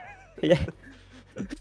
And yeah, in qualifying I was a good pace, but my last lap, yeah, I go with the track limit at the last corner. So yeah, but it's good. So then, you'll be pleased to know, Paul, with the 38 points of victory, that puts you into second in the contender standings, ahead of Walton Atrilla, of course, who had to miss this race with a broken wheel, so we won't know what he could have done. But certainly you did everything right today. I know there was so much frustration, especially after Sebring, where you were fighting for the podium positions, and then there was that really unfortunate crash with Tobias. Yes. I believe apologized. I don't know for certain. I think I certainly encouraged him to do so. I don't know if he actually followed through on that. But that was really, really unfortunate. I know you were so annoyed after that because you knew you had to miss the next race as my well. bad. I overreact on him, but yeah, I was very, very, very, very angry. But now it's okay. But it shows how much it means to you, doesn't it? So I think in a way, it shows the passion that you have. Although, obviously, we do want to keep it clean and minimize abuse when possible. I mean, Lord knows we get enough abuse in the commentary box. We got the drivers slagging each other off as well. Like, like how much abuse we get for mispronouncing driver names, Paul. So hopefully, Lepierre. No, it's not like that, but it's okay. Less stakes on that front, I will admit, but still, I think abuse is abuse, no matter who it's directed at. Yeah, but anyway, okay.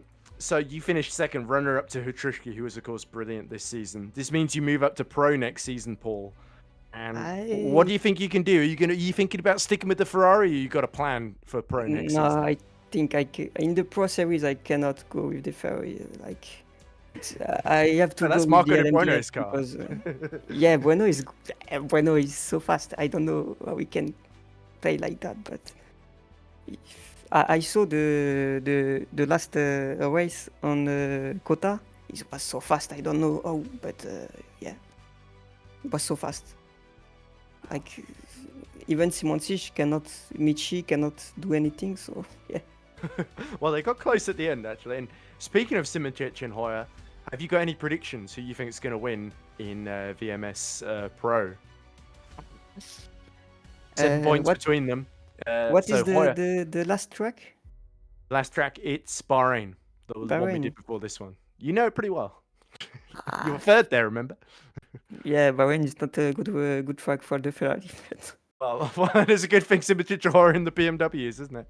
Yeah, I think it's Michi is good on Bahrain. He's drive a lot on Bahrain, so yeah, I miss on Michi. I think he's gonna win. Interesting. I think it's a brave man that bets against Simoncic, but yeah, certainly Michi Hoyer, winner of the Sprint Cup, beat Denis Simoncic for the first time this season, last time out. So there's every chance he could do it again. Any predictions on GD3, or do you not watch GD3? Well, I honestly I don't watch the GD3, so I don't know. Oh, poor Kieran Prendergast, he will be seething. As will Sebastian Funch, for that matter. But yeah, I guess they're going to prove you wrong, so look out for that, because of course, Kieran Prendergast leading the overall standings by about 15 points, but Sebastian Funch leading the endurance standings by 7 points as well, so over Kieran Prendergast. So yeah, it's going to be one or the other that wins in both of those. So it's well set. But anyway, Paul, it's been lovely to talk to you. It's been fantastic to commentate in your races this season. You put on some spectacular shows for us. I wish you all the best for your pro campaign next season. I'm sure the French contingent's going to welcome you with open arms. All the G League Esports guys like Jules Neal and Julian Guerin. Thank you.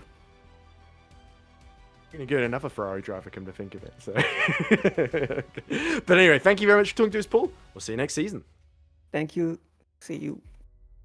Right, so as we let Paul Lepere, the victorious race winner, let's not forget, of course, our G3 champion, Vaskin Simonian, another Frenchman, of course, who really decided to make the race as difficult as possible by throwing wet tires on a dry track and also slamming it into the wall at the exit of Indianapolis. I still have no idea how he won after that. Yeah, and Vaskin Simonian actually saying in the Contender Series chat after the race, he finished that race with 2% of tyre life left in his front left tyre. So that is part of the reason that he was going so slowly on that last lap, because if that thing got down to 0 and popped, he would have lost a lot of time. Possibly wouldn't even have been able to cross the finish line if that tyre had let go. So that is why we saw Vaskin Simonian dropping that 24-second gap he had to Lucas Korsch at one point down to 1.5 seconds come the end of the race. Yeah, Lucas Korsch is going to regret pitting now for those tries at the end. But if he had, maybe he'd be in the same position. We don't know. So Yeah, absolutely. anyway, what an amazing show. I think so difficult to predict which way that GT3 championship was going to go throughout that race, because when it started to dry out, Bissis still had a little bit of a chance. And when Simonian hit the wall, it was still like anybody's race at that point. And then Hypercar, four drivers maybe even at one point could have won that one. So it was immensely airtight. But wow. So great to hear from our top two there as well, getting their best results right at the end. And yeah, I definitely think this isn't the last we're going to hear of Paul Lepere. No, for certain, for certain. Anyway, let's not take anything away from Hatrushki and Atrilla, who also promoted to pro next season, have won races. Hatrushki's won quite a few races in Contender this season, and by quite a margin too. So yeah, I think all three of them are definitely going to be ones to watch in pro next season. But that concludes then the final Contender broadcast of the season. But as I implied quite strongly earlier, we still got the final, the title decider in endurance, the overall VMS Pro Championship for the inaugural VMS Pro Series between Michihori and Yannis Simicic in Hypercar and Kieran Prendergast and Sebastian Funch in GT3. And don't forget, finishing in the top 10 guarantees you entry to next season. So it's going to be every little point you can get that makes the difference, with a full 38 on offer in both classes. It's going to be tense. It's going to be brutal. It's going to be brilliant in Bahrain on Sunday. Make sure you don't miss it. Qualifying starting at 6:30 UK time with the race at 7. But I've been Edward Hunter. He has been Ollie Shakespeare. And thank you, of course, to Nicolas Domino for setting up the broadcast beforehand for Ollie to shepherd. Seems to be the word of the day, shepherd.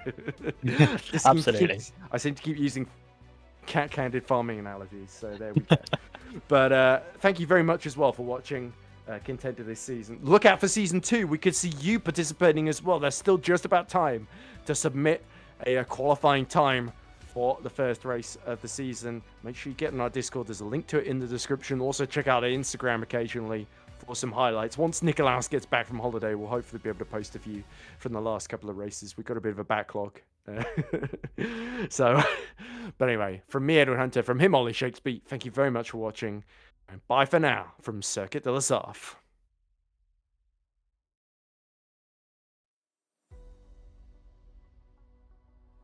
Hopefully we're off air now.